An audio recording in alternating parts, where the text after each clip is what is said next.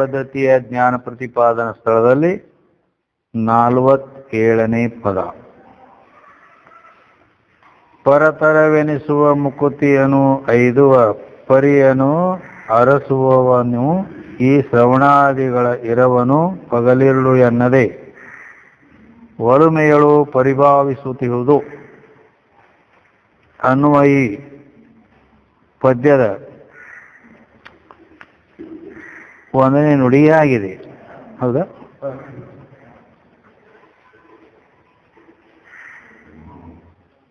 ಅಂದ್ರ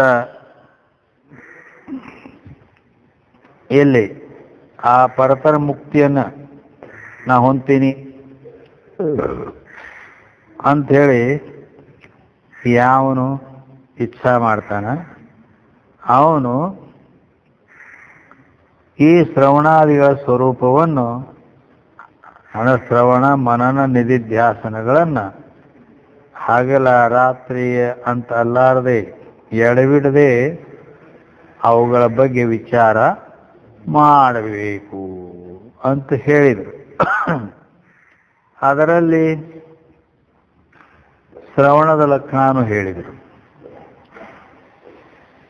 ವಿವಿಧವೆನಿಸುವ ನಿಗಮ ವಾಕ್ಯಗಳಿಗೆ ಹವಣಿಸಿದ 6 ತೆರೆದ ಲಿಂಗಗಳನ್ನು ಅವಿರತ ಅರಿಯಲು ಪರಮಾತ್ಮರಿಗೆ ಐಕ್ಯವೇ ತಾತ್ಪರ್ಯ. ಇದು ಭುವನೋತ್ತರವೆಂದ ಅವತರಿಪುದು ಸುಶ್ರವಣ. ಇದು ಆನು ಆರಂಭುವನು ಅದನ್ನೊಂದಿ ಸುವಿಚಾರಿಸಲೀಯದ ಮೂಲಾಜ್ಞಾನವನ್ನೇ ಕೆಡಿಪುದು. ವೇದಾಂತ ವಾಕ್ಯಗಳು ಅನೇಕ ಪ್ರಕಾರದ ಅವುಗಳನ್ನು 6 ಪ್ರಕಾರದ ಲಿಂಗಗಳೇನದಾವ. ಉಪಕ್ರಮೋಪಸಂಹಾರ ಅಭ್ಯಾಸೋ ಪೂರ್ವತಾ ಫಲಂ ಅರ್ಥವಾದೋಪಪತ್ತೀಚ ಲಿಂಗಂ ತಾತ್ಪರ್ಯ ನಿರ್ಣಯ ಅಂತ ಹೇಳಲ್ಪಟ್ಟ ಈ 6 ಲಿಂಗಗಳಿಂದ ಅವುಗಳ ತಾತ್ಪರ್ಯವನ್ನು ತೆಗಿಬೇಕು. ಹೀಗೆ ಮಾಡುವುದಕ್ಕನ ಮಾಡಿ ಆ ಪರಮಾತ್ಮ ಜೀವಾತ್ಮರಿಗೆ ಐಕ್ಯವೇ ತಾತ್ಪರ್ಯ ಐತಿ ಇದಕ್ಕ ಅಂತ 6 ಲಿಂಗಗಳಿಂದ ತಾತ್ಪರ್ಯ ತೆಗೆದಾಗ ಹೆಂಗ ಒಂದು ಕೊಡ ಹಾಲಿಂದ ಎಲ್ಲ ಒಂದು ತಂಬಿಗೆ ಹೆಂಗ ತುಪ್ಪ ಹೊರಡ್ತದೆ, ಆ ರೀತಿ ಅಷ್ಟು ವೇದ ಉಪನಿಷತ್ತುಗಳನ್ನೆಲ್ಲ ವಿಚಾರ ಮಾಡಿ ಅದು 6 ಲಿಂಗಗಳಿಂದ ಏನು ತಾತ್ಪರ್ಯ ನಿರ್ಣಯ ಮಾಡ್ತೈತಿ ಅದು ಜೀವ ಬ್ರಹ್ಮರ ಏಕತ್ವವೇ ಹೇಳ್ತಾವ ಎಲ್ಲ ಅಂತ ಹಿಂಗೊಂದು ತಾತ್ಪರ್ಯ ಹೊರಡ್ತೈತೆ. ಅಲ್ಲಿ ಇದುವೇ ಒಳ್ಳೆ ಅಂದ್ರೆ ನಮಗೆ ಬೇಕಾದದ್ದು, ಅದರಿಂದನೇ ಮುಕ್ತಿ ಆಕೈತಿ ಅನ್ನೋದು ಈ ರೀತಿ ಅದಕ್ಕೆ ಸುಶ್ರವಣ ಅಂತ ಹೇಳಲ್ಪಡ್ತದ. ಇದು ನಾ ಯಾರು ಅಂತಕ್ಕಂತಹ ಜ್ಞಾನಕ್ಕೂ ಕಾರಣಕತಿ. ಆದ್ದರಿಂದ ಸುವಿಚಾರಿಸಲಿ ಈ ಎದೆ ಮೂಲಾಜ್ಞಾನವನ್ನೇ ಕೇಳಿಸುವುದು. ಈ ಶ್ರವಣ ಏನು ಮಾಡ್ತೈತಿ ಪ್ರಯೋಜನ ಅಂದ್ರೆ ಆ ಮೂಲಾಜ್ಞಾನ ಅಂತಕ್ಕಂಥದ್ದು ಏನೈತಿ ಅದನ್ನ ನಾಶ ಮಾಡ್ತೈತಿ. ಅದರ ಪ್ರಯೋಜನ ಕೂಡ ಹೇಳ್ಕೊಂಡು ಬಂದ್ರು. ಆಮೇಲೆ 6 ಲಿಂಗಗಳು ಕೂಡ ಇಲ್ಲಿ ತನ ಷಡ್ಲಿಂಗ ಅವುಗಳನ್ನು ಕೂಡ ಹೇಳ್ಕೊಂಡು ಬಂದು ಈಗ 2ನೇ ನುಡಿ ಮನನ ಅಂತಕ್ಕಂಥದ್ದನ್ನು ಹೇಳ್ತಾರೆ. ತನ್ನನು ಪರದಿಂದ ಅನ್ಯವೆನಲು ತನಗೆ ಅನ್ಯತೆಯಹುದು ಪರತೆಯ ಅದರಿಂದ ಜಾಡ್ಯಂ ನಿಜವು ಈ ಘಟದಂತೆ ಎಂಬ ಅನುಮಾನಂ ನೆರೆದು ಉಪಮೆಗಳ ಚೆನ್ನೆಸೆವಂತೆ ಆರೈಯುವುದೇ ಮನನ. ಇದು ಉನ್ನತ ಪರವಾನೋ ಬಳಿಕ ಅಲ್ಲವೋ ಎನ್ನುತ್ತ ಇಹ ಸಂಶಯವನ್ನು ತೊಲಗಿಸಿ ಮನ್ನಣೆ ಕೊಡುತ್ತಿಹುದು.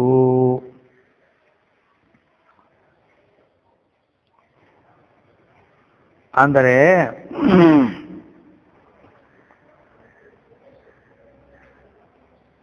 ಇಲ್ಲಿ ತನ್ನನ್ನು ಪರದಿಂದ ಅನ್ಯವೆನಲು ತನಗೆ ಅನ್ಯತೆಯಹುದು,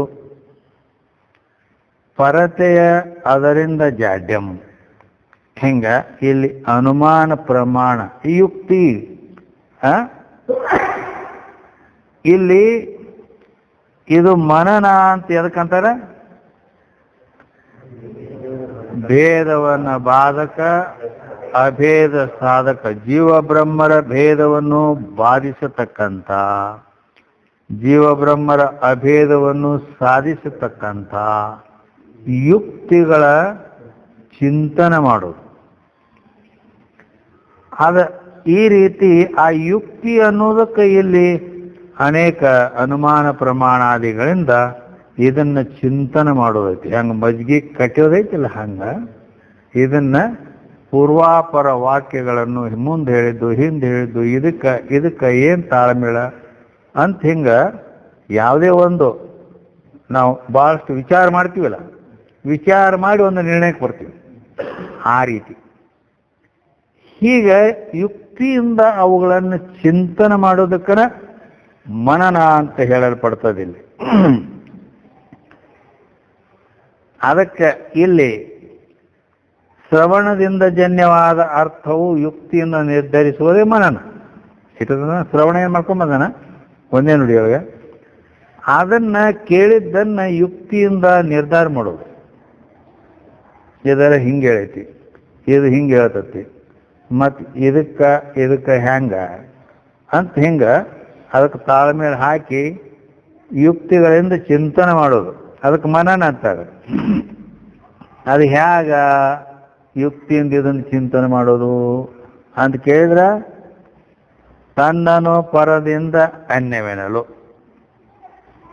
ತನಗೆ ಅನ್ಯತೆ ಯಾವುದು?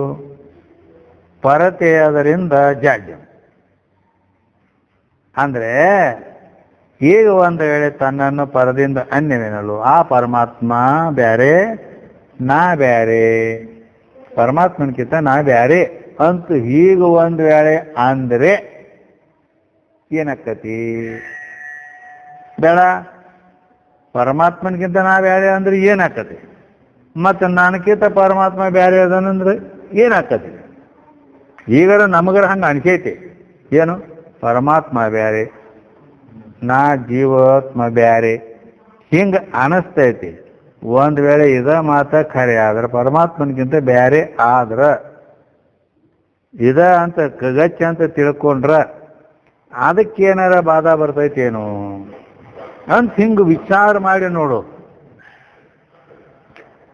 ಅದಕ್ಕೆ ಇಲ್ಲಿ ಏನಂತಾರ, ಈಗ ಹೆಂಗೆ ವಿಚಾರ ಮಾಡೋದು? ಅದನ್ನ ಹೆಂಗೆ ವಿಚಾರ ಮಾಡೋದಂದ್ರೆ, ಆ ಪರಮಾತ್ಮ ಏನದನ, ಪರಮಾತ್ಮನಿಗಿಂತ ನಾನು ಬ್ಯಾರೆ ಅದೇನಿ ಅಂತ ಒಂದ್ ವೇಳೆ ಹಿಂಗ ತಿಳಿದ್ರ, ಮತ್ತು ತನಗೆ ಪರಮಾತ್ಮನು ಕೂಡ ಬ್ಯಾರೆ ಆಯ್ದಲ್ಲ. ನಾ ಪರಮಾತ್ಮನಿಗಿಂತ ಬ್ಯಾರೆ ಅಂದ್ರೆ ಪರಮಾತ್ಮ ನನಗಿಂತ ಬ್ಯಾರೆ ಅಂತ ಆಗ್ಬೇಕಾಯ್ತು, ನನಗಿಂತ ಬ್ಯಾರೆ ಇರ್ಬೇಕಾಯ್ತವ. ಈ ರೀತಿ ಅದನ್ನ ನಾವು ನಿಶ್ಚಯ ಅಂತ ತಿಳ್ಕೊಂಡ್ಬಿಟ್ರೆ ಇದು ಅನುಭವಕ್ಕೆ ವಿರೋಧ ಆಕೈತಿ ಅಂತ ಹಿಂಗ ಚಿಂತನೆ ಮಾಡೋದು. ಒಂದ್ ವೇಳೆ ಈ ರೀತಿ ಪರಮಾತ್ಮನಕ್ಕಿಂತ ನಾ ಬೇರೆ, ವೇಳೆ ನನಗಿಂತ ಪರಮಾತ್ಮ ಬೇರೆ ಅಂತ ಇದನ್ನ ನಿರ್ಣಯ ಮಾಡಿದ್ರೆ ಅದು ಅನುಭವಕ್ಕೆ ವಿರೋಧ ಆಕೈತಿ. ಈ ಮಾತು ಸರಿ ಹೊಂದಂಗಿಲ್ಲ. ಅದು ಹ್ಯಾಂಗ ಹೊಂದಂಗಿಲ್ಲ ಅಂತ ಕೇಳಿದ್ರೆ, ಪರಮಾತ್ಮ ಹೆಂಗದನು? ಚೈತನ್ಯ ಸ್ವರೂಪದ. ಚೈತನ್ಯ ಸ್ವರೂಪದಾನ ಅಂದ ಮೇಲೆ ಮತ್ತು ನಾ ಅವನಕ್ಕಿಂತ ಬ್ಯಾರೆ ಅಂದ ಮೇಲೆ, ತಾನು ಬ್ಯಾರೆ ಅಂತಂದ ಮೇಲೆ ಇಲ್ಲಿ ಪ್ರತ್ಯಕ್ಷ ಪ್ರತೀತಿ ಆಗುವ ಘಟದಂತೆ. ಅದಕ್ಕೆ ಏನಂದ್ರೆ ಅದು ಅನ್ಯ ಹೋದ ಪರತೆ, ಅದರಿಂದ ಜಾಡ್ಯಂ. ಈ ನಿಜವು ಘಟದಂತೆಂಬ ಅನುಮಾನಂ ಅಂತ ಹೇಳಿದರು. ಒಂದು ವೇಳೆ ಪರಮಾತ್ಮನಕ್ಕಿಂತ ನಾ ಬ್ಯಾರೆ ಆದ್ರ ಪರಮಾತ್ಮ ಹೆಂಗದನು? ಚೈತನ್ಯ ಸ್ವರೂಪದನು. ಅದಿಲ್ಲ, ಅವನು ಸರ್ವಜ್ಞ ಅದಾನ, ಸರ್ವಕರ್ತ ಅದಾನ. ಇಂಥ ಪರಮಾತ್ಮ ಅದನ. ಮತ್ತು ಅವೇನೇನು ಏನು ಕಲ್ಲಿನ ಗತಿ ಅದನ? ಇಲ್ಲ. ಹಿಂಗ ಅಂದ ಮೇಲೆ ಮತ್ತು ಅವನಕಿಂತ ನಾ ಬೇರೆ ಅಂದ್ರೆ ಮತ್ತೆ ನಾ ಆ ಘಟ ಹೆಂಗೆ ನನಕಿಂತ ಬೇರೆ ಐತಲ್ಲ, ಅದು ಹೆಂಗೈತಿ? ಜಡ ಐತಿ. ಜಾಡ್ಯಂ, ಜಡ ಆಯ್ತದ. ಜಡ ಅಂದ್ರೆ ಶ್ವೇತರ ಜ್ಞಪ್ತಿ ಶೂನ್ಯತ್ವಂ ಜಡತ್ವಂ ಅಂತ ಲಕ್ಷಣ ಐತಿ. ಸಣ್ಣರೂ ಇಲ್ಲ. ಇದು ಕುರ್ಚಿ ಐತಿ. ಕುರ್ಚಿಗೆ ನಾ ಕುರ್ಚಿದೇನಂತ ಅದಕ್ಕೆ ಜ್ಞಾನ ಐತೇನ? ಇಲ್ಲ. ನಾ ಕುರ್ಚಿದೇನಂತ ಸಣ್ಣ ಅರುನು ಇಲ್ಲ ಅದಕ್ಕೆ. ನನ್ನ ಮೇಲೆ ಒಬ್ಬರು ಕೂತಾರತ್ತ, ಇನ್ನೊಬ್ರದ್ದು ಅರಿವು ಇಲ್ಲ. ಹೀಗೆ ಅದು ಜಡ ಐತಿ. ಮತ್ತು ಆದ್ದರಿಂದ ಪರಮಾತ್ಮ ಅಂತೂ ಚೈತನ್ಯ ಸ್ವರೂಪ ಅದಾನು, ಅವನಕ್ಕಿಂತ ನಾ ಬೇರೆ ಆದರೆ ಮತ್ತು ಈ ಘಟ ಹೆಂಗ ಜಡ ಐತಿಲ್ಲ, ಹಂಗ ತನಗೆ ಜಡತ್ವ ಅನ್ನೋದು ಪ್ರಾಪ್ತಿ ಆಗ್ಬಿಡುತ್ತೆ. ಮತ್ತು ಅವ್ನು ಚೈತನ್ಯ ಅದನ್ನ, ಮತ್ತು ನಾ ಅವನಕ್ಕಿಂತ ಬೇರೆ ಅಂದ್ರೆ ನಾ ಏನಾದ್ನಿ? ಜಡ ಆದ್ನಿ. ನಾ ಜಡ ಅಂತ ಹೇಳ್ಬೇಕಾಕೈತಿ. ಮತ್ತು ನೈಯಾಯಿಕರು ಜಡ ಅಂತ ಹೇಳ್ಯಾರು ಅಂದ್ರೆ, ನೈಯಾಯಿಕರು ಹೇಳ್ಯಾರಿಲ್ಲ? ಆತ್ಮನಿಗೆ ಜಡ ಅಂತ ಹೇಳ್ಯಾರ ಅವರು. ಮತ್ತು ಹೇಳ್ಯಾರಲ್ಲ ಹಂಗ ಅಂದ್ರೆ ಅದು ಸರಿ ಐತನ? ಅವ್ರು ಹೇಳಿದ್ದ ಅದು ಸರಿ ಇಲ್ಲ. ಅವ್ರು ಹೇಳಿದ್ದು ಆತ್ಮ ಜಡ ಐತಿ. ಅದಕ್ಕೆ ಮತ್ತೆ ಜಡ ಐತಿ ಅಂದ್ರೆ ಮತ್ತೆ ಏನೂ ತಿಳಿಬಾರ್ದು, ಕಲ್ಲಿನ ಗತಿ ಇರ್ಬೇಕಲ್ಲ. ಮತ್ತು ಇಲ್ಲಿ ಎಲ್ಲ ತಿಳುವಳಿಕೆ ಐತಿ, ಇದು ಮಾಡ್ತೈತಿ, ಹಂಗೆ ಮಾಡ್ತೈತಿ, ಹಿಂಗೆ ಮಾತಾಡ್ತೈತಿ. ಇಲ್ಲಿ ಎಲ್ಲ ಐತಿಲ್ಲ. ಮತ್ತು ಇಲ್ಲಿ ತಿಳುವಳಿಕೆಯಲ್ಲಿ ಇರ್ಬೇಕು, ಜ್ಞಾನ ಐತಿಲ್ಲ ಇದರಲ್ಲಿ. ಜಡ ಹೆಂಗೆ ಅಂತೀರಿ ಅಂದ್ರೆ ಅವ್ರು ಅದಕ್ಕೆ ಏನು ಹೇಳಿದ್ರು? ಮನಸ್ಸು ಅಂತಕ್ಕಂಥದ್ರಲ್ಲಿ ಕ್ರಿಯೆ ಆಕೈತಿ. ಆ ಮನಸ್ಸು ಹೋಗಿ ಆತ್ಮನೊಡನೆ ಸಂಯೋಗ ಆಕೈತಿ. ಮನಸ್ಸಿನೊಡನೆ ಸಂಯೋಗ ಆದಾಗ ಆ ಮನಸ್ಸಿನಲ್ಲಿ ಜ್ಞಾನಾದಿ ಗುಣಗಳು ಉತ್ಪತ್ತಿ ಆಗ್ತಾವು. ಹೆಂಗ? ಈಗ ಇದು ಟ್ಯೂಬ್ ಲೈಟ್ ಸುಮ್ ಐತಿ, ಪಂಖಾನು ಸುಮ್ ಐತಿ. ಕರೆಂಟಿನ ಸಂಬಂಧ ಅದಕ್ಕೆ ಆಯ್ತಂದ್ರನ ಪಂಖ ತಿರುಗ್ಲಕ್ಕತ್ತತಿ, ಲೈಟ್ ಬಲ್ಬ್ ಪ್ರಕಾಶಿಸ್ಕೊಳ್ಳಕ್ಕತ್ತತಿ. ಹಿಂಗ ಮನಸ್ಸಿನ ಸಂಯೋಗ, ಮನಸ್ಸಂದ್ರೆ ಅವ್ರ ಲೆಕ್ಕದಾಗ ಕರೆಂಟ್ ಇದ್ದಂಗೆ, ಅದು ಹೋಗಿ ಬಲ್ಪಿಗೆ ಪಂಖಕ್ಕೆ ಹಚ್ಚಿ ಸಂಬಂಧ ಆಯಿತು ಅಂದ ಕೂಡಲೇನ ಆವಾಗ ಅಲ್ಲಿ ಆ ಬಲ್ಬಿನಲ್ಲಿ ಪ್ರಕಾಶ ಅವಾಗ ಬಂದ್ಬಿಡ್ತೈತಿ. ಹಂಗ ಆತ್ಮನಲ್ಲಿ ಜ್ಞಾನ ಅಂತಕ್ಕಂಥ ಪ್ರಕಾಶ, ಅದು ಜ್ಞಾನ ಗುಣ ಅಂತಾರ. ಇದು ಆವಾಗ ಬರ್ತೈತಿ ಆತ್ಮನಲ್ಲಿ. ಅದು ನಿದ್ರೆಯೊಳಗೆ ಮನಸ್ಸು ಇರಂಗಿಲ್ಲ. ಮತ್ತು ಮನಸ್ಸಿನ ಸಂಬಂಧ ಆತ್ಮನೊಡನೆ ಇಲ್ಲ ಅಂದಾಗ ಅವಾಗ ಏನಾಕೈತಿ? ಆತ್ಮ ಜಡವಾಗಿರ್ತಾನು ಅಂತ ಅವ್ರು ಹೇಳ್ತಾರೆ. ಆದ್ರೆ ಅವ್ರ ಮಾತು ಬರೋಬರಿ ಅಲ್ಲ. ಯಾಕಲ್ಲ ಅಂದ್ರೆ ಸುಸುಪ್ತಿಯಲ್ಲಿ ಅವನು ಜಡವಾಗಿರ್ತಾನು ಅಂತ ಹೇಳಿದ್ರಲ್ಲ. ಆದ್ರೆ ಲೆಕ್ಕ ಏನು ಹೇಳೈತಿ? ಆ ಪರಸುಖವನು ನಿದ್ರೆ ವ್ಯರಸಿ ಮಾಯಾ ವೃತ್ತಿ ಕರಿಗೊಂಡು ಪ್ರಾಜ್ಞೆ ಪೆಸರುದಳಿದ ಅರಿವೇ ಬರೇ ಅರಿವೇ. ನೀನು ಮರೆಯದೊಮ್ಮೆಯೂ ಜಗದಿರುವ ನಿಂತರಿವೆ ಅಂತನೂ ನಿಂತ್ಕೊಂಡು ಹೇಳ್ಯಾರ. ಒಮ್ಮೆನೂ ಮರಿಲಾರ್ದನ ಯಾವಾಗಲೂ ನಿತ್ತರಿತಾ ಇರ್ತಿ. ಹೀಗದ.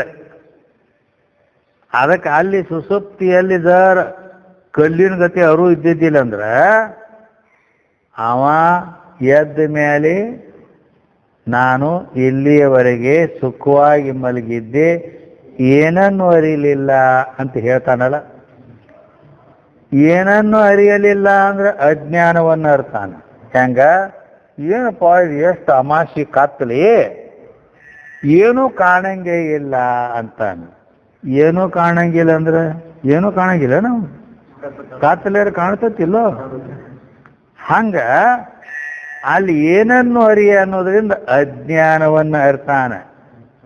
ಮತ್ತ ಸುಖವಾಗಿ ಮಲಗಿದ್ದೆ ಅಂತ ಹೇಳೋದ್ರಿಂದ ಆತ್ಮನ ಸ್ವರೂಪಭೂತವಾದ ಸುಖವನ್ನು ಕೂಡ ಅರ್ತಾನಂದ್ರೆ ತಿಳಿದಾನಂದ ಮೇಲೆ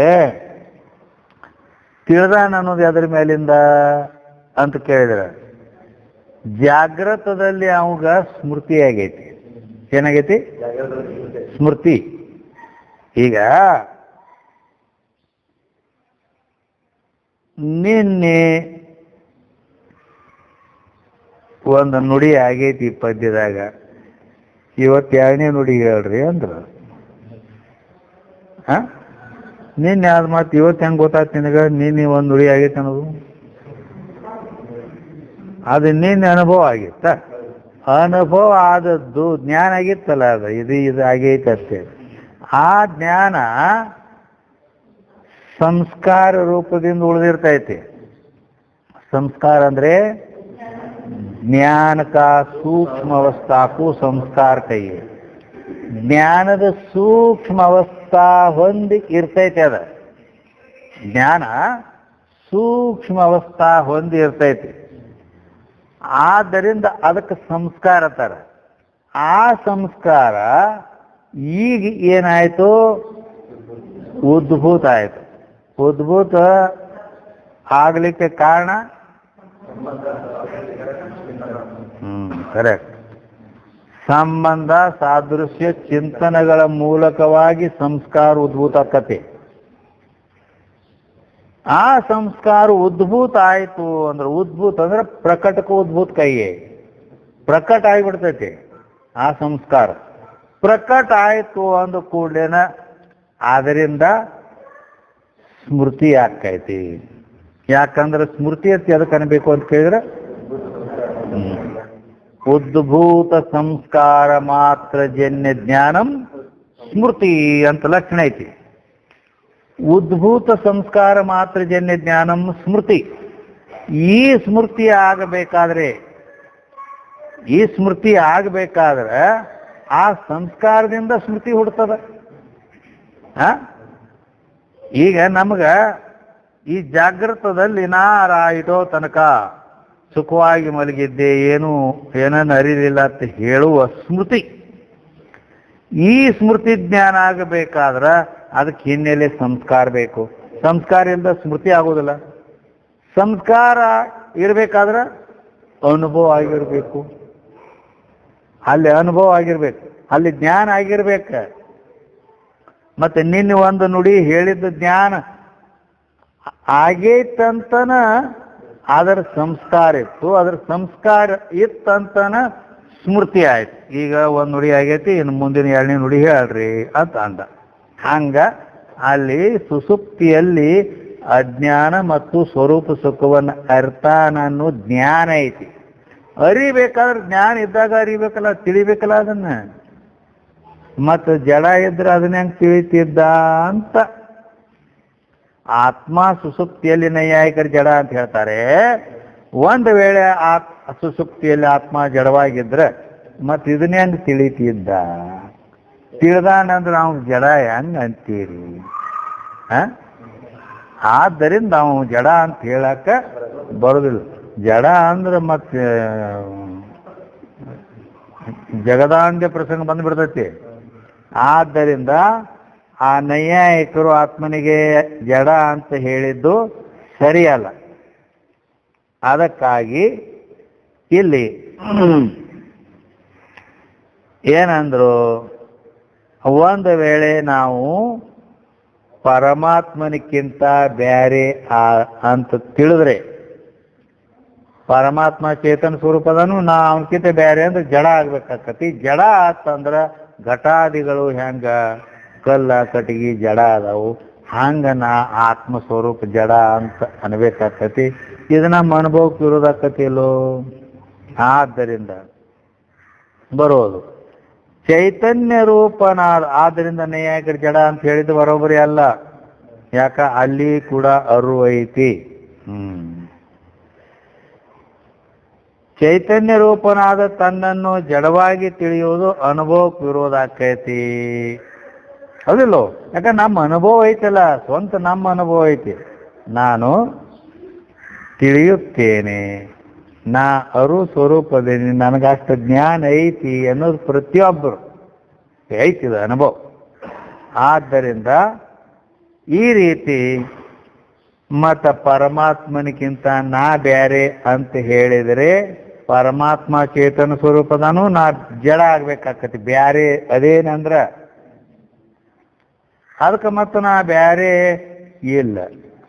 ಯಾಕಂದ್ರೆ ನಾನು ಚೇತನ ಸ್ವರೂಪನೇ ಅದೇನಿ, ಜ್ಞಾನ ಸ್ವರೂಪನ ಅದೇನಿ. ಅದಕ್ಕೆ ಮತ್ತು ಚೈತನ್ಯ ಸ್ವರೂಪನು ತಾನು ಅಂದ್ರೆ ನಾನು ಅದೇನೆ. ತನಗೆ ಬೇರೆ ಪರಮಾತ್ಮನೆಂದು ಹೇಳಿದರೆ ಇನ್ನು ಹಿಂಗ ಗಾಡಿ ಇಟ್ಟೋತನ ಪರಮಾತ್ಮನಿಗೆ ನಾನು ಬ್ಯಾರೆ ಅಂದ್ರ ಮತ್ತು ನಾ ಏನಾಗ್ಬಿಡ್ತೀನಿ? ಜಡ ಅಂತ ಹೇಳಲ್ಪಡ್ತೀನಿ. ಆದ್ರೆ ನಮ್ಮ ಅನುಭವದಿಂದ ನೋಡಿದರೆ ನಾ ಜಡ ಅನ್ನೋದು ಸಿದ್ಧ ಆಗುವುದಿಲ್ಲ, ಸಂಭವಿಸಂಗಿಲ್ಲ. ಅಂದಮೇಲೆ ನಾ ಪರಮಾತ್ಮನಕ್ಕಿಂತ ಬೇರೆ ಇಲ್ಲ. ಬೇಡ ಒಂದು ವೇಳೆ ಪರಮಾತ್ಮನಕ್ಕಿಂತ ನಾ ಬೇರೆ ಅಂತ ಹೇಳೋದು ಬಿಟ್ಟು ನನಗಿಂತ ಬೇರೆ ಪರಮಾತ್ಮ ಅದ ಅಂತ ಹಿಂಗೆ ಹೇಳಿದ್ರು ಅಣತಂಬ್ರು ಇರ್ತಾರಲ್ಲ, ಏನಪ್ಪ ನೀವು ಇಬ್ರು ಬೇರೆ ಆಗಿರತ್ತಲ್ಲ ಅಂತ ಒಬ್ಬನ ಕೇಳಿಕೊಡ್ಲೇನ, ಅವೇನಂತ ನಾ ಬೇರೆ ಆಗಿಲ್ಲಪ್ಪ, ಅವನ ಬೇರೆ ಆಗ್ಯಾನ, ಅವನ ಮೇಲೆ ಹಾಕಿಬಿಡ್ತಾನ. ಹೌದಲ್ಲ?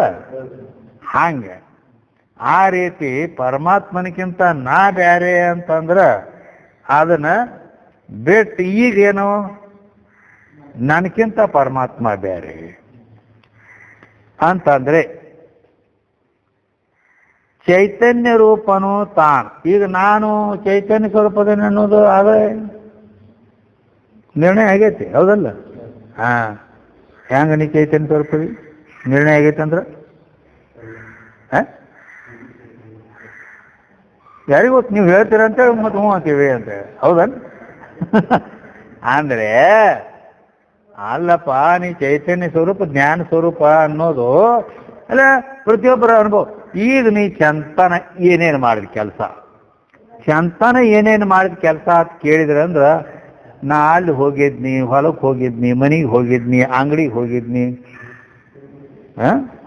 ಇದೆಲ್ಲ ಹೇಳ್ತಾನೆ ಚಂತನ ಮಾಡಿದ್ನಿ. ಹೌದಿಲ್ಲ? ಸಂಪೂರ್ಣ ಜಾಗೃತದ ಜ್ಞಾನ ಎಲ್ಲ ಹೇಳ್ತಾನೆ. ಮತ್ತು ಕನಸಾದ್ರು ಬಿದ್ದಿತ್ತು, ಹಿಂಗೆ ಭಾಳ ಕನಸು ಬಿದ್ದಿತ್ತು, ಕನಸು ಬಿದ್ದಿತ್ತು, ನನ್ನ ಕನಸಿನಾಗ ನಾಯಿ ಕಡಿಲಕ್ಕೆ ಬಂದಿತ್ತು ಹೌದಲ್ಲ? ಮತ್ತು ಇದು ಕನಸು ಏನೇನು ಬಿದ್ದಿತ್ತು ಪೂರಾ ಹೇಳ್ತಾನೆ. ಅಂದ್ರೆ ಜಾಗೃತ ಪ್ರಪಂಚವನ್ನೆಲ್ಲ ಅರ್ತಾನೆ, ಕನಸಿನಾಗ ಆಗುವ ಆ ಕನಸಿನ ಸ್ವಪ್ನ ಪ್ರಪಂಚವನ್ನು ಕೂಡ ಪೂರ್ಣ ಅರ್ತಾನೆ, ತಿಳಿತಾನೆ, ಜ್ಞಾನ ಐತಿ. ಆಗಲೇ ಹೇಳೇನು, ಸುಸುಪ್ತಿಯಲ್ಲಿ ಆದದ್ದನ್ನು ಕೂಡ ಅರಿತಾನ. ಅದಕ್ಕೆ ನಿಂತ್ಕೊಂಡು ಮೂರು ಅವಸ್ಥೆಗಳು ತೋರುವ ಅಖಿಳವನು ಬೇರಿಟ್ಟರಿವುದಾಗಿ ಮೀರಬಾರದ ಚಿತ್ತೆ. ಚಿತ್ತೆ ಚಿತ್ತೆ ಅಂದ್ರೆ ಚೈತನ್ಯ ಸ್ವರೂಪವೇ, ಜ್ಞಾನ ಸ್ವರೂಪವೇ ನಿನ್ನ ನಿಜ ಐತಿ ಅಂತ ಹೇಳ್ಯಾರ. ಮತ್ತು ಅಂದ ಮೇಲೆ ಆದ್ರಿಂದ ನಾ ಚೈತನ್ಯ ಸ್ವರೂಪದೇನೆ. ಅದಕ್ಕೆ ನಾನು ಚೈತನ್ಯ ಸ್ವರೂಪದೇನೆ. ಈಗೇನು ಹೇಳಕತ್ತೀನ? ನನಗೀತ ಪರಮಾತ್ಮ ಬ್ಯಾರೆ ಅಂದ್ರೆ ಆಗಲೇ ಏನು ಹೇಳೇನಿ? ಮತ್ತು ಇವು ನೆನಪಿಡ್ಬೇಕು, ಹಿಂದೆ ದಾರದ ಗಂಟು, ಅದು ಕೌದಿ ಹೊಲೆಯಾಗೆ ದಾರದ ಗಂಟು ಹಾಕಿದ್ದಿಲ್ಲ ಅಂದ್ರೆ ಅದು ಸೂಜಿ ಪೋಣಿಸಿ ಹಿಂಗೆ ಜಗ್ಗಿದ್ರ ದಾರ ಪೂರ ಕಡೆಕಾಗಿ ಬರ್ತೈತೆ ಅಲ್ಲಿಂದ, ಹಿಂದೆ ಗಂಟು ಇಲ್ಲ ಅಂದ್ರೆ. ಹೌದಲ್ಲ? ಹೌದು, ಅರ್ಬಿ ಹೊಲ್ದದ್ದು ಗೊತ್ತೈತಿಲ್ಲ ನಿಮಗೆ ಹಾಗೆ ಈಗ ನಾವು ಹೇಳಾಕ ಏನು ಉಪಕ್ರಮ ಮಾಡಿ ಹೇಳೋದು ಶುರು ಏನು ಮಾಡಿವ ಅದನ್ನು ಗಂಟು ನೆನಪು ಹಿಡಿಬೇಕು. ಅದಕ್ಕಾಗಿ ಆಗಲೇ ಏನು ಹೇಳಿದೀವಿ? ಪರಮಾತ್ಮನಕ್ಕಿಂತ ಆತ್ಮ ಬ್ಯಾರೆ ಅಂದ್ರ ಆತ್ಮ ಜಡ ಆಗ್ತಾನು, ನಮ್ಮ ಅನುಭವಕ್ಕರ ವಿರೋಧ ಬರ್ತದೆ. ನಾ ಹಂಗೆ ಜಡ ಇಲ್ಲ ಅನ್ನೋದು ಸರ್ವ ಅನುಭವ ಐತಿ. ಇಲ್ಲಾಂದ್ರೆ ಹೆಂಗೆ ಹೇಳವನು? ಆತ್ಮನಿಕ್ಕಿಂತ ನನಕ್ಕಿಂತಲೂ ಪರಮಾತ್ಮ ಬ್ಯಾರೆ ಅದಾನಂತ ಈಗ ಹಿಂಗೆ ಹೇಳೋದು. ಈಗ ಹೀಗಂದ್ರೆ ನಡೀತೈತಿ ಏನು ಅಂದ್ರೆ, ತನಗೆ ಬೇರೆಯಾದ ಪರಮಾತ್ಮ ಅಂತ ಹೇಳಿದರೆ ಆ ಪರಮಾತ್ಮನಾದರೂ ಕೂಡ ನಾ ಚೇತನದೇನು ಇಟ್ಟು ತನ ಗಚ್ಚಿನ ಮಾಡೇವಿ, ಹೌದಲ್ಲ? ನಾ ಚೈತನ್ಯ ಸ್ವರೂಪ ಜ್ಞಾನ ಸ್ವರೂಪನ ಅದೇನೆ. ನನಕ್ಕಿಂತ ಪರಮಾತ್ಮ ಬ್ಯಾರೆ ಅಂದ್ರೆ ಮತ್ ಅವ ಘಟದಂತೆಂಬುದು ಅನುಮಾನ. ಮತ್ತ ಆ ಘಟದಂತೆ ಅವ ಜಡ ಆಗಿ ನಿಂದಿರ್ತಾನು, ಹೌದಲ್ಲ? ಏನ್ ಪರಮಾತ್ಮ ಜಡ ಆಗ್ಬೇಕಾಯ್ತು? ಜಡ ಅದಾನು. ಒಂದ್ ವೇಳೆ ಹೌದು ಜಡ ಅದಾನು. ಯಾರು? ಪರಮಾತ್ಮ. ಅಂದ್ರೆ ಅವನಿಗೆ ಸರ್ವಜ್ಞತ್ವ ಹೆಂಗ್ ಸಂಭವಿಸ್ತೈತಿ? ಜಡ ಇದ್ರೆ ಅವನಿಗೆ ಸರ್ವಜ್ಞತ್ವ ಸಂಭವಿಸೋದಿಲ್ಲ. ಅಲ್ಲ, ಅವ ಜಡ ಅಂದ್ರೆ ಹೆಂಗ ಮಾರೇ? ಅವ ಈ ಸೃಷ್ಟಿಯನ್ನು ಹೆಂಗ್ ಮಾಡಬೇಕು ಅನ್ನೋದು ಪೂರ್ಣ ಜ್ಞಾನ ಐತಿ. ಮತ್ತು ಯಾವ್ಯಾವ ಜೀವ ಏನೇನು ಕರ್ಮವನ್ನು ಮಾಡ್ತಾನ ಪ್ರತಿಯೊಂದೆಲ್ಲ ತಿಳಿತಾನವ. ಸರ್ವಂ ಜಾನಾತಿ ಇತಿ ಸರ್ವಜ್ಞ. ಸರ್ವಜ್ಞ ಎದಕ್ಕನಬೇಕು ಅಂದ್ರೆ ಸರ್ವಂ ಜಾನಾತಿ, ಎಲ್ಲವನ್ನೂ ತಿಳಿತಾನ. ಆವಾಗ ಅವನು ಸರ್ವಜ್ಞ ಅನಿಸ್ಕೊಂಡಾನ. ಮತ್ತೆ ಎಲ್ಲ ತಿಳಿತಾನೆ. ನೀ ಅಂತೂ ನೀ ಆಟು ತಿಳಿಯಂಗಿಲ್ಲ ಅವನತ್ತ. ಮತ್ತು ನಿನಕಿತ್ತ ಅವ ನೀ ಬರೀ ಈ ದೇಹದೊಳಗಿಂದ ಇಟ್ಟ ತಿಳಿದ ನಿನಗಾಕತಿ. ನಿನ್ನೆಲ್ದ ಮಾನ್ಯ ಏನು ಊಟ ಮಾಡಿದ್ಯಪ್ಪ ಅಂದ್ರೆ ಮಾನ್ಯದ ಬಳಿ ನಿನ್ನೆದ ಗೊತ್ತಿರಂಗಿಲ್ಲ, ಹೌದಿಲ್ಲ? ಇದಾಗ ಗೊತ್ತಿಲ್ಲ. ಅವಂಗ ಎಲ್ಲ ಗೊತ್ತು. ಏನು ಎಲ್ಲ ಗೊತ್ತು? ನೀ ಹಿಂದಿನ ಜನ್ಮದಾಗ ಏನಿದ್ದಿ, ಅದಕ್ಕಿಂತ ಮೊದಲಿನ ಜನ್ಮದಾಗ ಏನಿದ್ದಿ, ಹಿಂಗೆ 106 ಜನ್ಮ ತನಕ ಕೇಳಿ ಅದನ್ನೆಲ್ಲ ಹೇಳ್ತಾನೆ. ಏನು ಮುಂದಿಂದು ಈಗ ನೀ ಏನೇನು ಮಾಡ್ಲಾಕತ್ತಿ ಅದನ್ನೆಲ್ಲ ನೀವೊಬ್ಬ ಯಾಕೆ ಇಡೀ ಜಗತ್ತಿನ ಜೀವಿಗಳೆಲ್ಲ ಏನು ಮಾಡ್ತಾವೆ ಅದನ್ನ ಹೇಳ್ತಾರ. ಇನ್ನು ಮುಂದೆ ಏನೇನು ಆಗೋದೈತಿ ನಿಮ್ಮ ಭವಿಷ್ಯ ಅದನ್ನು ಕೂಡ ಹೇಳ್ತಾನೆ. ಮತ್ತು ಇಂಥ ಜ್ಞಾನ ಉಳ್ಳವ ಅದ. ನಾವು ಸರ್ವಂ ಜಾನಾತಿ ಇತಿ ಸರ್ವಜ್ಞ. ಆದ್ರಿಂದ ನಾವು ಸರ್ವಜ್ಞ ಅಂತಾರೆ. ಅದಕ್ಕೆ ಮತ್ತು ನನಕ್ಕಿಂತ ಪರಮಾತ್ಮ ಬ್ಯಾರೆ ಅದಾನಂದ್ರೆ ಅವ ಜಡ ಆಗ್ತಾನು. ಜಡ ಅಂತ ಅವ ಒಪ್ಪಲಾಕ್ ಬರ್ತತೇನು? ಅವ ಸರ್ವಜ್ಞ ಮೂರ್ತಿ, ಎಲ್ಲವನ್ನ ತಿಳಿತಕ್ಕಂಥವದಾನ. ಆದ್ದರಿಂದ ಅವಾಗ ಸರ್ವಜ್ಞತ್ವ ಇಲ್ಲ ಅನ್ಬೇಕಾಗ್ತೈತಿ ಜಡ ಆದ್ರೆ. ಮತ್ತು ಹಂಗಾದ್ರೆ ಮತ್ತೆ ಈ ಸೃಷ್ಟಿ ಮಾಡೋದು ಹೆಂಗೆ ಸಂಭವಿಸೋದು? ಜಡದಿಂದ ಏನಾರ ಇದಾಕತ್ತೇನ? ಏನು ಅದನ್ನ ಹೆಂಗೆ ಮಾಡ್ಬೇಕು ನೋಡವನ್ ಸೃಷ್ಟಿ ಹೆಂಗೈತಿ. ಭಾಳ ವಿಚಿತ್ರ ಐತ ಅವನು ಸರ್ವಜ್ಞ. ಅವನು ಏನು ಮಾಡ್ಯಾನು ಎಲ್ಲ ವಿಚಾರ ಮಾಡ್ಯಾನ. ಚೇತನ್